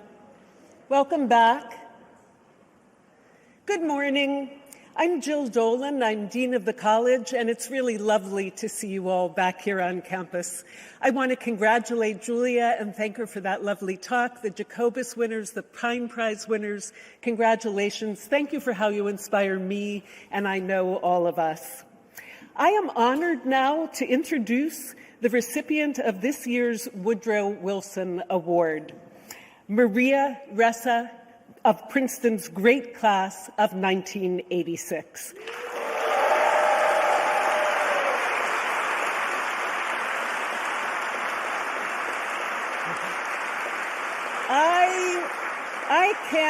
I can't think of anyone more deserving of this award at this time than Maria.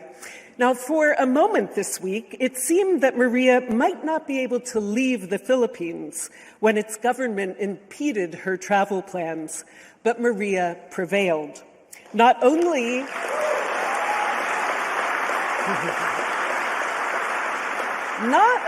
is she here, but while she was en route to Princeton on Thursday, she joined from her flight a Zoom panel sponsored by the Program in Journalism to talk about reporting on repressive governments. I have to tell you that I will never forget the image of Maria speaking through a mask from her airplane seat, incisively addressing the perilous state of democracy. This is only one measure of her unflagging commitment to free discourse.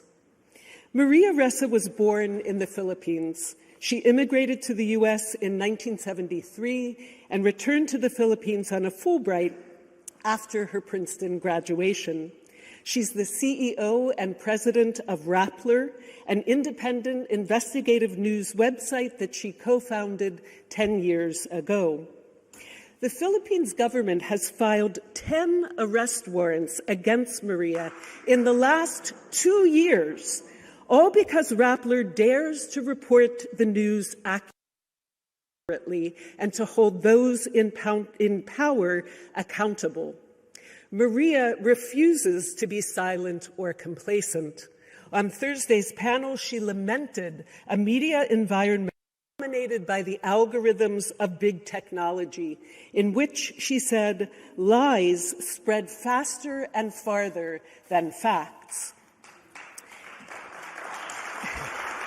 In 2018, Maria was named Time magazine's Person of the Year. Last October, she was awarded the Nobel Peace Prize. Along with her co-recipient, Russian newspaper editor Dmitry Muratov, she was the first journalist to be honored with the Peace Prize since 1935. Maria studied English and theater at Princeton, two pursuits close to my own heart, which no doubt shapes her deeply humanist beliefs.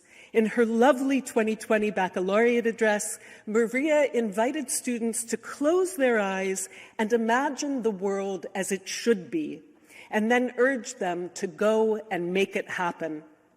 Her determination to imagine a better world and her dedication to make it so distinguishes today's Wilson awardee.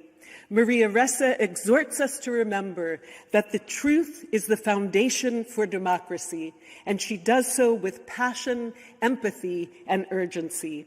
She is a beacon of hope who exemplifies Princeton's ethic of service.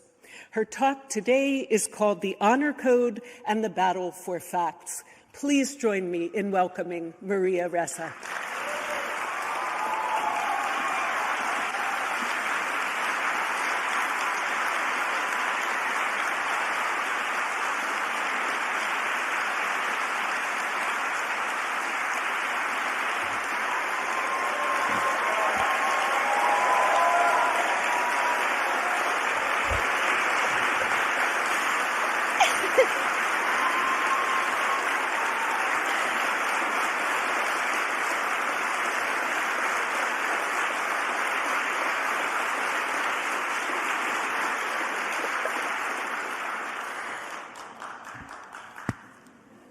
Oh my God.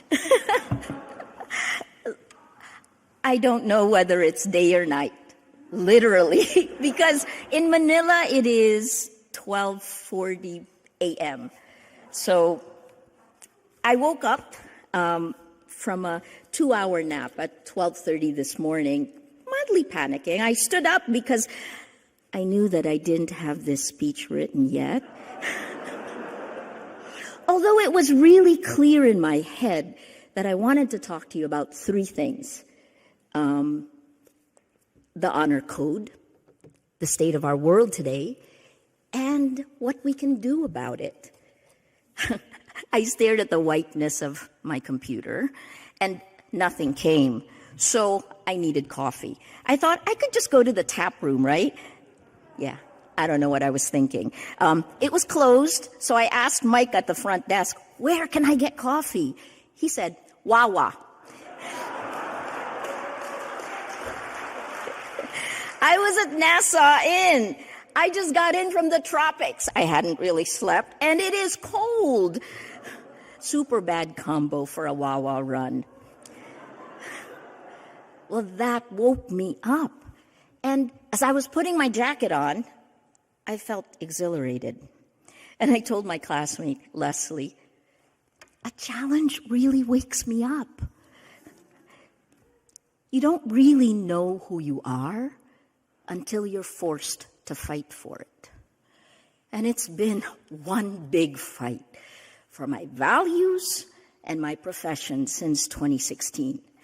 And it's made me stronger, as Princeton and Nietzsche have taught me. What doesn't kill you makes you stronger. In less than 2 years, you heard from Jill, my government in the Philippines issued 10 arrest warrants against me. I've done nothing wrong except to do my best at the profession that's really made me who I am. This is my 36th year as a journalist. My life since... Yay! I made it! My life since 2016, the year that Rodrigo Duterte and Donald Trump were elected, has really been a roller coaster. You have no idea what I went through to be here today. A little bit. Jill told you a little bit. But I will tell you more. And I want to really say kudos to Jennifer Caputo and Ben Chang, because they got on my roller coaster with me. Thank you. Thank you. In order to travel anywhere now, I have to get approval from the courts that hold the 7 charges against me. So 3 of the 10 have already been thrown out. By Wednesday, February 16th, I had 6 approvals, but it was already a few hours before I was supposed to get on my nearly 16-hour flight direct from Manila. Then I got my 7th court order that my lawyer and I couldn't understand. It ordered the government, which was prosecuting me, to respond in 5 days for my urgent motion to travel. That would mean I couldn't be here and would have missed all of you today. So it was, and this is normal, a non-denial denial. People told me, okay, well, chill, right? It's really disappointing, but what can you do? I said, I'm going to leave anyway. I really wanted to come. And then my lawyer said, well, if you go, you can get arrested and jailed. Okay. So anyway, I kept working. That's how I cope. I work harder.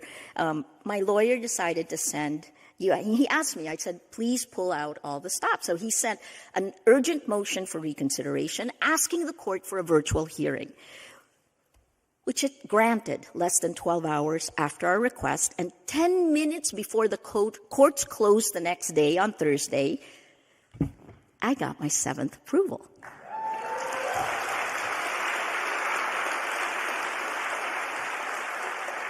I barely made it to the flight because, this is like a mind game, and the way you deal with it is you don't pack until you get the 7th approval.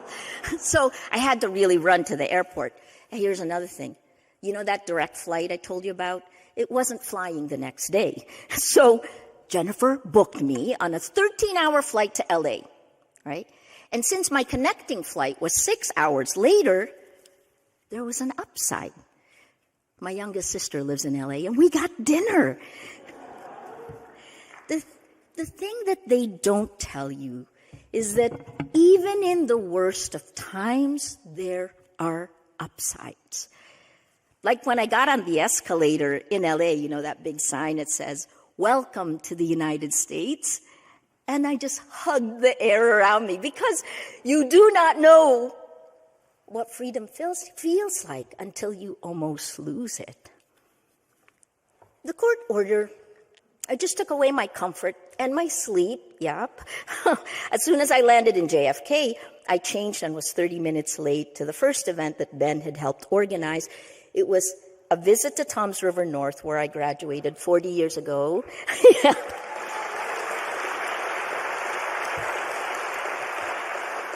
It was the public high school that prepared me here.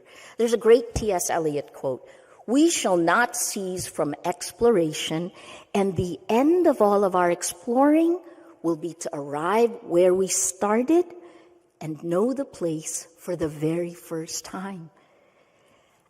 I think it's why we love coming back, why we come to reunions, because we get to walk. I get to walk in the footsteps of my college self. And you can see that transformation and see how far you've come from then to today. You remember the people who have changed you, and there are many of you here today, and you cherish that bond, especially in adversity. The end of all of our exploring will be to arrive where we started and know the place for the first time. So it is so wonderful to see you all here today.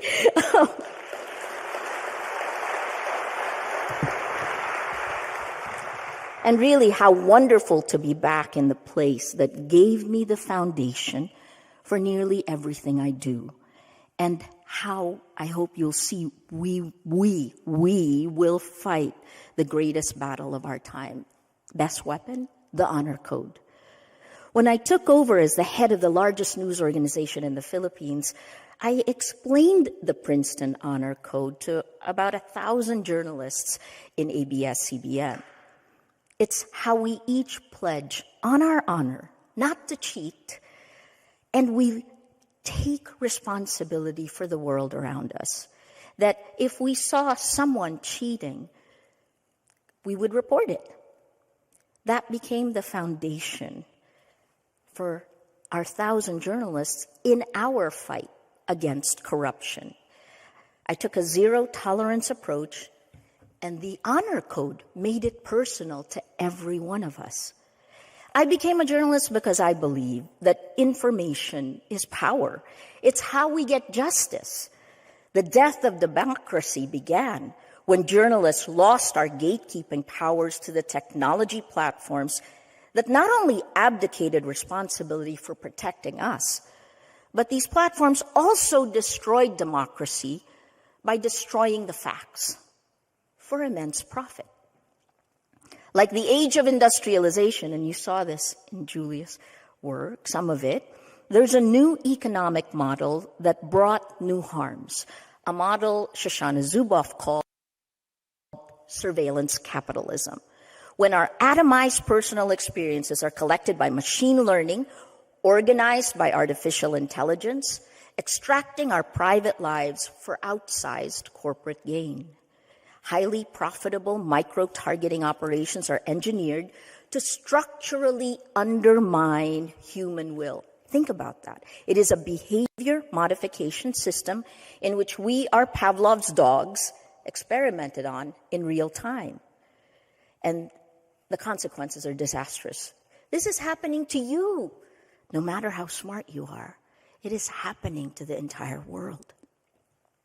Engagement-based metrics of these American tech companies mean that the incentive structure of the algorithms, which is really just their opinion in code implemented at a scale that we could never have imagined, this is insidiously shaping our future by encouraging the worst of who we are, the worst of human behavior. Studies have shown, Jill said, that, and these are a 2018 study I remember from MIT, lies laced with anger and hate spread faster and further than facts. I've said this sentence now repeatedly over the last 6 years. Without facts, you can't have truth. Without truth, you can't have trust. Without these, we have no shared reality, no rule of law, no democracy.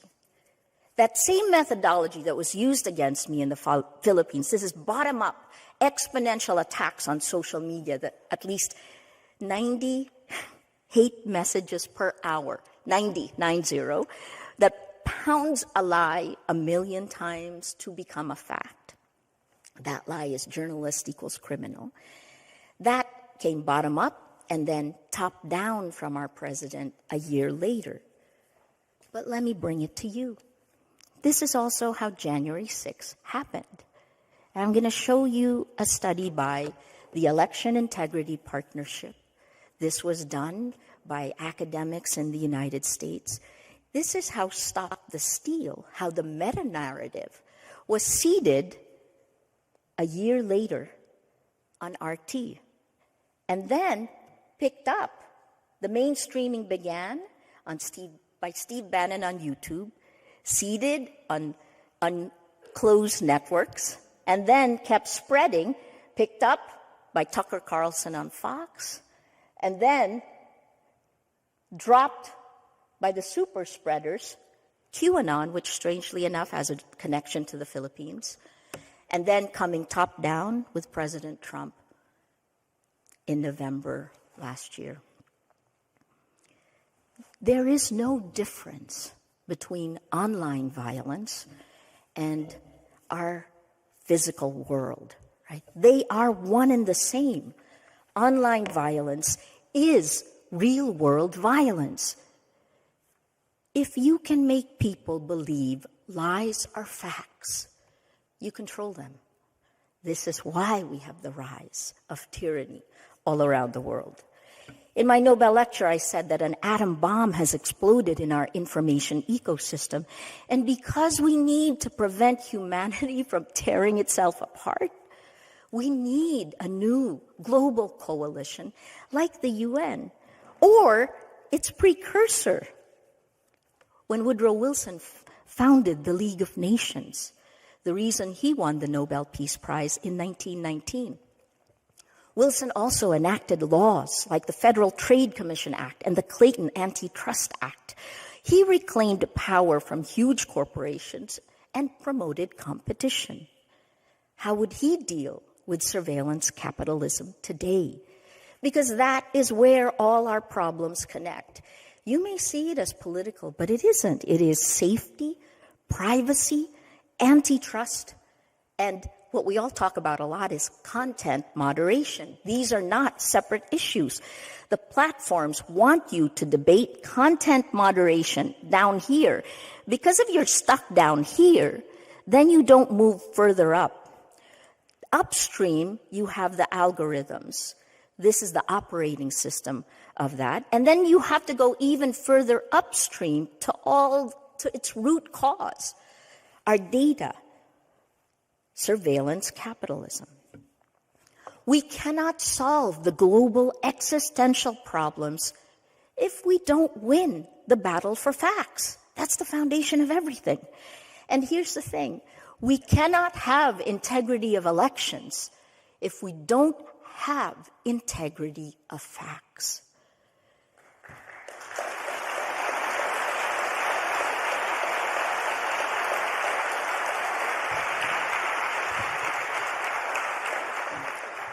In 79 days,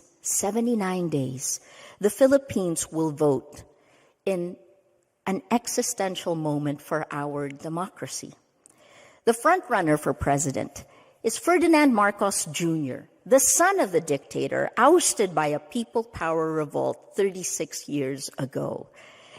He's back, partly because history was changed in front of our eyes. You kind of know this. With networks of disinformation that we exposed, but it has convinced Filipinos, some of them, they deeply believe this, that Marcos, the dictator, was actually the greatest leader the Philippines has ever had. And you'll actually recognize the campaign promise of Ferdinand Marcos Jr. Make the Philippines great again. So in the absence of any law to protect users, that, by the way, is also an abdication of the democratic governments like the United States to create something like a Better Business Bureau to protect our minds. Well, what do? We have to act with what we have. I loved listening to the people, the awards before. We have to do what we have, Claire. Exactly what you said, right? So, remember the two systems of thinking, right? Thinking fast, thinking slow. Daniel Kahneman said that. This is what we're doing. 79 days before the election. We're not willing to just do nothing because that is not an option. This is a combination of thinking fast, thinking slow, of trying to protect the facts, right? This is the pyramid we formed. It's a whole of society approach. Hashtag battle for facts. We call it our Avengers Assemble moment. It has 4 layers. This is the first time that 14 news organizations are working together, actually creating content that we can share, we can repurpose. These are the fact checks. There are 2 content layers, the fact checking, atomized content, and then the research layer, right, which is meaning a little bit more. Every week they will come out with hashtag break the trend. They will analyze research, show you the data of how you are being manipulated, how we Filipinos are being manipulated. So the fact checks are created, and then the data pipeline, and this is what makes it different, because you got to fight tech with tech. The data pipeline comes from each of our communities. It courses through the fact-checking layer. When it's checked, it moves up, and we each share each other. The news organization sharing each other. What a novel idea, right? And then it creates this, the mesh. What's the mesh? This Courage On Coalition has 89 member organizations. It's a human rights organization because they're getting killed, right? And this layer combines civil society, NGOs, businesses, finally speaking, the human rights organizations with the church. The church is there. Faith groups, religious groups, and there's many more. That mesh layer is our response to algorithmic amplification. We work together, we collaborate. The goal is collaborate, collaborate, collaborate. And then that data pipeline will continue to bring it to the research groups. There's 7 that will look at disinformation research. It's your election integrity partnership that gave us that idea. And then as they come out with hashtag break the trend every week, we bring here the layer that's been quiet for too long, the law. Remember, if you don't have facts, you can't have rule of law. That layer has already started filing cases. Because if impunity is allowed to continue, it will only get worse. So we need to stop the impunity of lies. This virus of lies needs to stop, and that layer needs to do both strategic litigation and tactical litigation in order to protect these people trying to protect the facts. Someone who worked for Facebook actually told me, yeah, but Maria, fact checks don't spread. Yes, I know. Because that's the way social media is designed. So guess what, though? Filipinos know this is a moment we could lose everything. So it's quite emotional for us. And that's exactly what every member of this group, hashtags FactsFirstPH, is going to do.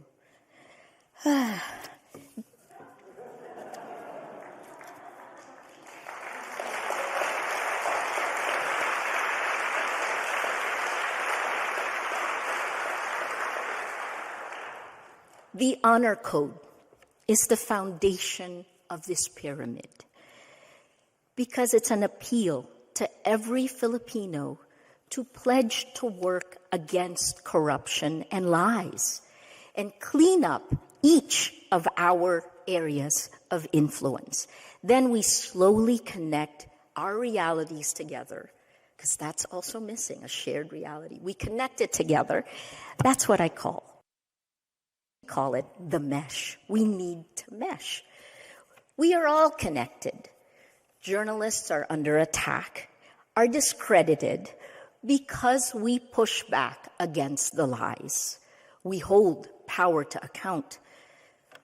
But in this existential battle for facts, we can't do it alone. So you have to ask yourself the same question that Rappler and I confronted in 2016. What are you willing to sacrifice for the truth? I know my answer. When I returned to Manila on Tuesday, I know that I could go to jail for the rest of my life. But worse than that Damocles sword, that threat hanging over my head, is the idea that I didn't give it my all when it mattered. Right now, when so much is at stake. What's happening in my country has already happened here. And in every democracy around the world. We were the first domino to fall in May 2016, followed about a month later by Brexit, and so on, that led to the November election of Donald Trump. If we fall further now, we won't be alone. You have elections in November. You cannot have integrity of facts. You cannot have integrity of elections if you don't have integrity of facts. That's a truth. So, this is it. Bring your superpowers. Princeton has a lot of superpowers.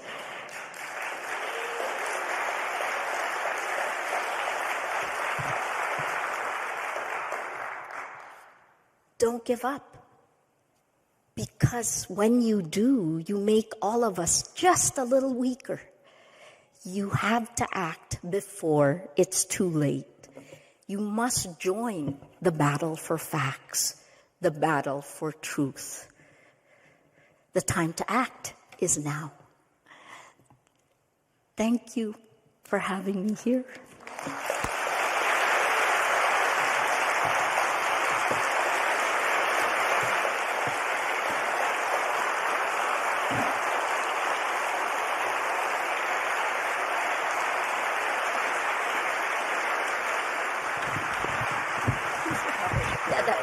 It's okay.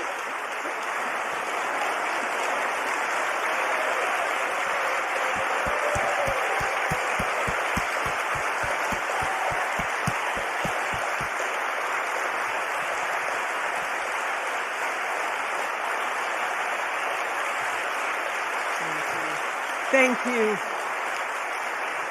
Thank you, Maria. Thank you for that stirring, inspiring, and sobering talk. If you'd like to ask a question, please do raise your hand, and a mic runner will bring you a mic so that we can hear you through your mask. Let's start right here on the floor. Hi, yes, thank you for being here. So I'll stand up. I actually live in China, so I'm quite familiar with some of the policies that you've spoken about because the Philippines is often in the news there. I was wondering, there's a word in Chinese for patriotism, when translated back into English means love of one's country. And I was wondering how you balance perhaps this love of country while also knowing that the same love of country is, as you said, putting you and your profession under attack. Sorry, are you saying that love of country is different from... So I think that sometimes folks forget that love of country, you can still love your country and often be critical of it. Oh my gosh, of course, that's a given, isn't it? Do we not know this in Princeton? I mean, think about it, right? This is what Princeton taught us, that the greatest love is not standing quiet when you see something can be better, right? So yeah, absolutely. Do I love my country? I have two, the Philippines and the United States. Yes, I do. And I am doing my best to make it better. Absolutely. Thank you. Over here, please. Right behind, and then we'll go to you. Your definition of the honor code, I think, improves the Princetonian one because whistleblowers like Edward Snowden will certainly qualify, a position which I heartily endorse.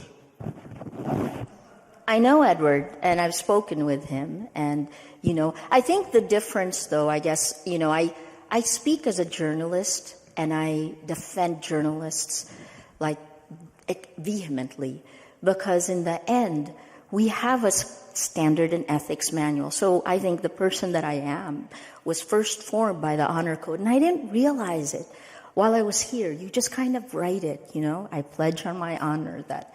But when I got out, and then I learned the standards and ethics manuals of news organizations.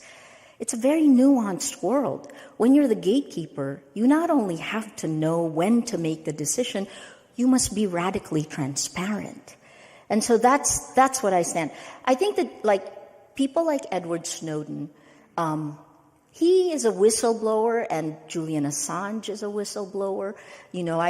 I don't call them journalists, and oftentimes they get conflated. But I think that there are roles for all of us. And what is the end goal of all of that? It is to hold power to account. Because oftentimes, and there are so many Princetonians with so much power, oftentimes power unchecked gets twisted. What is that? The twisted apples in Sherwood Anderson's Winesburg, Ohio, right? You get twisted. If there is no, well, actually he says that there's sweetness inside. There may be, but power unchecked becomes fascism, becomes tyranny. And what I'm most worried about, I'm living through it, is that we are fast descending into tyranny globally. Thank you. Right here. Congratulations on your award, and I'm so glad you could make it here after a Kafkaesque journey. God. Claire's quote from Lord of the Rings got me thinking. I studied public policy here. I worked in education policy, including through the beginning of the pandemic. I'm studying policy in graduate school now, and I think a common frustration that I have and my classmates have is that quote of, it didn't have to be this way. It shouldn't have to be this way. It never had to come to this. And here we are working in policy, working in journalism, working in activism, confronting the realities that we see now with what ought to be or what should be. You explained the external work that you and so many colleagues are doing in the Philippines in the face of the government. But internally, how do you grapple with that question of keeping the faith, being perseverant, maintaining that spirit to keep going even in the face of all that adversity? What advice would you have for those of us who are working in similar spaces to stay perseverant through all of that? Thank you. Thanks for asking. I mean, it's very similar to what I told the class of 2020, the first pandemic class. It is, you have to know your rights. We hold the line. This is also another struggle I had. Journalists aren't activists, but in a battle for facts, we're definitely. And the way I dealt with it was, here's the line. This is what the Constitution gives me. And even if you're sending a bulldozer to try to push us over, we're holding the line. So the key part is know your rights, which we are smart enough to know, right? We know our rights. We know the way the world should be, and you hold the line. I didn't give up. I made it here. Some of my lawyers thought I wouldn't. Actually, if I listened, I wouldn't have even tried. You got to try. That's the first step.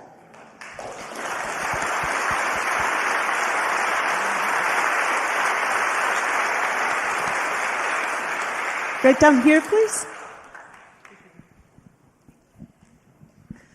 I think one of the things that has been so frightening about what's going on in the United States is the feeling of, where did this come from? Like you're standing there and all of a sudden it's a tsunami. Did you see any warning signs before 2016, either in the Philippines or here or both? And going forward, what are things that we all should be looking for and keeping our eye out for so that we don't find ourselves in this situation again, hoping we get out of it? Yeah. I created, my co-founders and I created Rappler first on Facebook. I believed in this. I drank the Kool-Aid, and we couldn't have grown as fast as we did without it. There is an upside, of course, absolutely. But the algorithms changed. I think you got to moderate the greed, and you can't say that the only goal of any corporation is profit, especially not when it touches public interest, right? So people said, I started kind of yelling about what we were seeing on social media in 2016. It was in October 2016. It was a three-part weaponization of the internet series. The second part, so I wrote two of the three parts, but the second part was how Facebook algorithms impact democracy. That was the title. We saw the signals beginning May 2016 because the attacks were relentless against anyone that was questioning Duterte. And it started with students in a university questioning him about human rights violations. And then because the student had the audacity to ask the question, he was pounded on social media. A Facebook page was created that was gunning to kill him. I mean, I'm sorry to use the word gunning to kill, but, and what we did when we saw it was we notified Facebook, and then we notified the campaign of Duterte. That was in April 2016, sorry. And then he was elected in May. I went to Mountain View, and people started, I think the Philippines was a canary in the coal mine, because the Cambridge Analytica whistleblower, Chris Wiley, actually told me that Cambridge Analytica and its parent company, SCL, had tested these tactics of mass manipulation in the Philippines, former colony, right? And we speak English. And if they worked in our country and countries in the global south like ours, where you can test relatively with impunity, then they ported, that's the word he used, ported it over to you. You were the target, we were only the guinea pigs. So, should we have seen it coming? I think that we were too, like me, enamored with the tech. For some reason, in genetic research, CRISPR technology, you can now customize a baby. But we somehow knew it was morally wrong, and we set the boundaries. We didn't do that with information. And, content, surveillance capitalism. This is you gotta go upstream to where the pollution begins, to where the corruption begins. So what are we gonna do now? The question is, I think now, we're dealing with the runoff, with the pollution, like when you stick in the politics are aftermath. We all have, regardless of which political side you are on, we need to agree on the facts so that we can have a shared reality and we can begin to use our minds to deal with these existential problems we face, like Claire's working on climate, on the environment. The Philippines is the third most disaster-prone country in the world. So climate was our first advocacy. So what should we be looking out for? My Lord, it's still going on. Guys, this last election doesn't change anything. Those same systems are still there. The behavior modification system still exists, and it is still doing its work. And you can see it in all of our politics around the world. January last year, Oxford University's Computational Propaganda Research Project said that cheap armies on social media were rolling back democracy in at least 81 countries around the world. We were the guinea pig, I told you, right? For 6 years in a row, Filipinos spent the most time online and on social media globally. So be careful. We're the canary in the coal mine. Up on the balcony, please. Hi, thank you so much for being here. My name is John. I'm from the great class of 2020, and thank you so much for speaking at our commencement. My question was, as someone who actually wrote a senior thesis on social media, I've always wondered, what is the distinction between misinformation and disinformation, and what's the importance of that distinction in today's climate? Thank you. Wow, thank you so much for that question. I kind of rail a little bit against media in the West, in America, because you call everything misinformation when it's not. Information operations, which is a tactic of warfare, proven in your 2016 elections by the Mueller report, by the data that has been released, that is disinformation. It is meant to manipulate you, to pound the fracture lines of society open. I mean, the data is already there, right? Both sides of Black Lives Matter were attacked. And that has, torn this chasm open. So I'll give you the technical definition. Technically, misinformation is when, the game of telephone.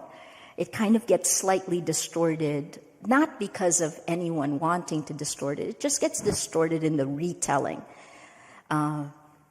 Disinformation comes from a Russian word, disinformatsiya. And it's actually this I remember a quote by Yuri Andropov. He was a former KGB chairman. He said something like, "Disinformatia is like cocaine. You take it once in a while and you're okay." I'm paraphrasing him, right? But if you take it all the time, you become a changed person. Disinformatia. It's part of information warfare now. And all of that, what you think is just like somebody getting angry because they don't like what you said, well, sometimes it's part of disinformation, of information operations. In the Philippines, Facebook in 2020 actually took down information operations from China. So it was coming from China. It was attacking me and Rappler. Okay, so yeah, okay, I'm getting attacked. I'm getting attacked a lot online because I speak. But the second thing is it was campaigning for the Marcoses, burnishing the image of the Marcoses. It was also campaigning to change the image of China. It was also campaigning for the president's daughter, Sara Duterte, who's running for vice president now, right? This is September 2020. But here's the other thing it was also doing. It was creating fake accounts for the U.S. presidential elections using AI-generated photos. They took it down, right? But that is part of it. Chinese information operations, Russian information operations, you bring it to the time of COVID, lies kill. And what has the EU and the United States said? That disinformation has come from both Russia and China around vaccines, right? So some of the symptoms, whether it's wearing masks or not, some of these symptoms that have changed people is like a virus of lies that have infected them. As we're dealing with COVID in the real world, in the virtual world, these lies are changing us, are changing our worldviews. And they're part of military warfare in geopolitical power play. I sound like a conspiracy theory. I'm really not. I will tweet and share some of the data with you. But I guess that's a long answer, right, to misinformation and disinformation. And I really wish American journalists would call a spade a spade. If it is disinformation, call it.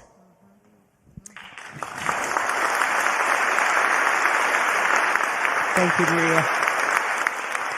We have time for one more question. Right down here? Sure. Will you take the mic? Second, I would like to quote David Brooks in his editorial today, which he calls the Dark Century. And he calls it that in part because of Duterte and people like him.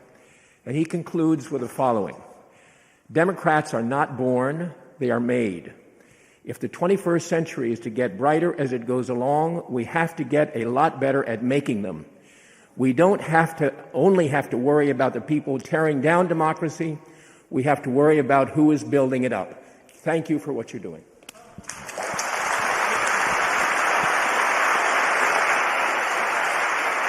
On that note, please join me in thanking Maria Ressa.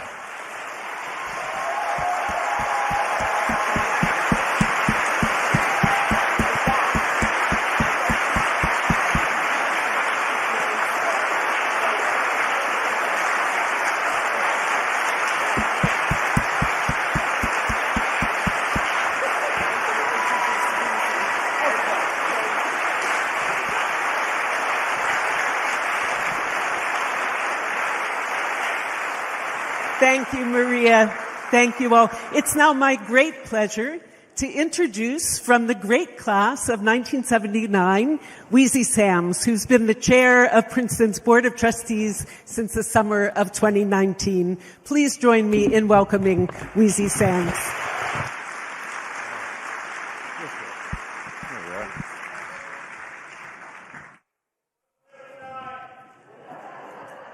Thank you for that.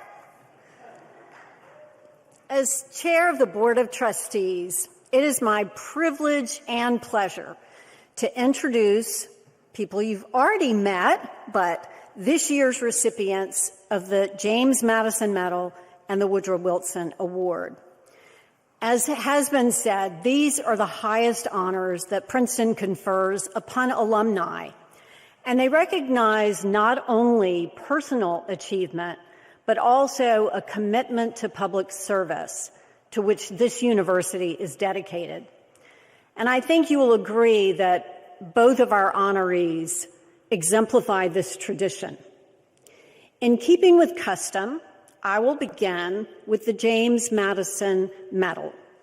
Established in 1973 by the Association of Princeton Graduate Alumni and named in honor of America's fourth president and one of Princeton's first graduate students, this medal is awarded annually to a graduate school alumnus or alumna who, quote, has had a distinguished career, advanced the cause of graduate education, or achieved a record of outstanding public service. This year, we are pleased to honor internationally recognized music composer, Pulitzer Prize winner, and MacArthur Fellow, Julia Wolfe, who received her PhD from Princeton in 2012. Julia, I would invite you to join me here at the podium.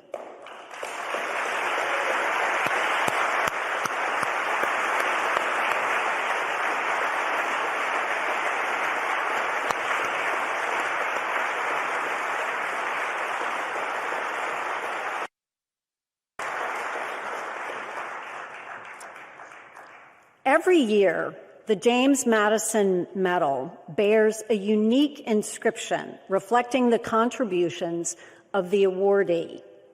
Julia's inscription reads as follows: musical visionary, genre-defying composer, creative storyteller, and inspiring teacher. Julia, you truly are awe-inspiring with your powerful and provocative music compositions. You tell stories that evoke new thinking, enthrall your audiences, and inspire the next generation of composers. We are honored to present you with this year's James Madison Medal.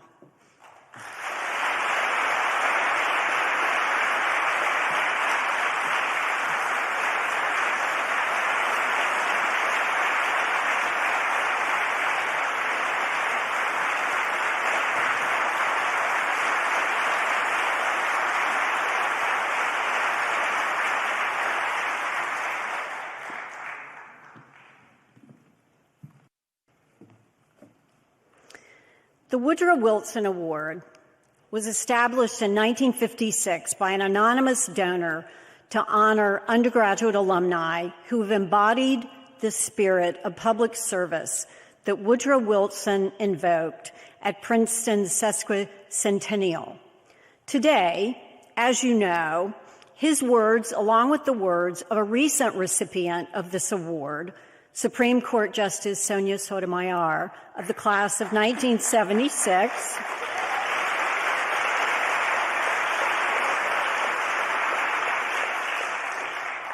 these words are preserved in Princeton's informal motto, Princeton in the nation's service and the service of humanity. We are delighted to present the Wilson Award this year to journalist Maria Ressa, who was awarded the Nobel Peace Prize this past October for her courageous fight for freedom of expression. Maria, I would invite you to join me at the podium.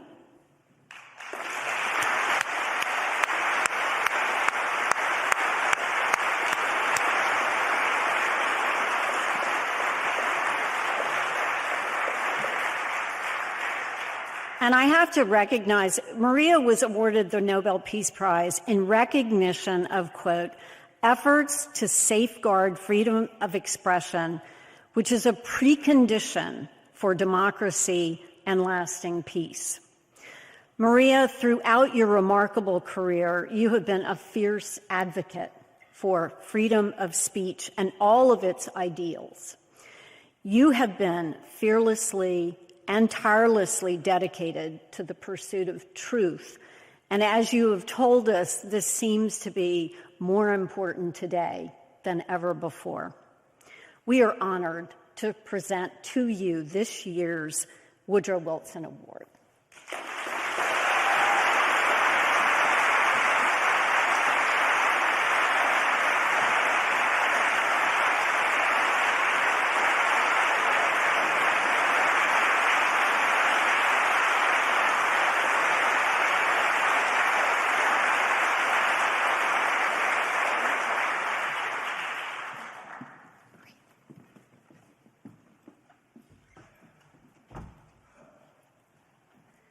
And I'm going to invite you to join me again in another round of applause for our two honorees.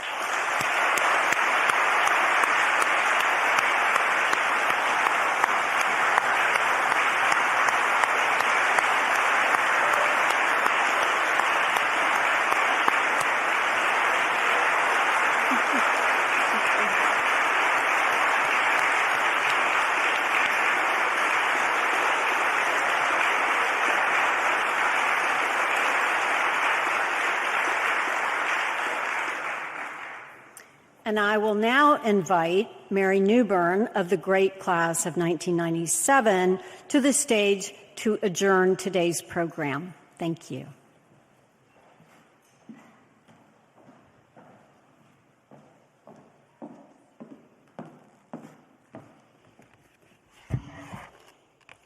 Thank you so much, Wheezy. Thank you all so much for joining us today. Thank you to our honored guests and distinguished award winners. It is now an honor to announce the slate of candidates for the at-large alumni trustee and Region 3 alumni trustee ballots as determined by the Committee to Nominate Alumni Trustees, chaired by Joshua D. Pogue of the class of 1995. On the at-large ballot, we have James F. Blue III of the class of 1991 of New York, New York. James M. Garland of the class of 1995 of Washington, D.C. And Jackie Yi-Ru Ying of the graduate class of 1991 of Singapore. In the Region 3 category, we have Yolanda Gomez-Toya of the class of 1988 of Bernalillo, New Mexico. Anthony P. Lee of the class of 1992 of Burlingame, California. And Annabelle S. H. Sutar of the class of 1994 of Montreal, Quebec, Canada. Please look for your election ballot beginning on April 5th, and please remember to take a moment to vote. As we come to the close of our program this morning, please be reminded of the service of remembrance which will take place in the University Chapel today at 3 p.m. Between now and then, please consider having lunch on your own in town, and perhaps also consider visiting Princeton Art Museum's exhibits at Art at Bainbridge and Art on Hullfish. But before we go, as is tradition when two or more Princetonians are gathered together, let's join in the singing of Old Nassau, led today by the Katzenjammers, after which we will stand adjourned. Thank you so much for joining us today and for all that you do for Princeton.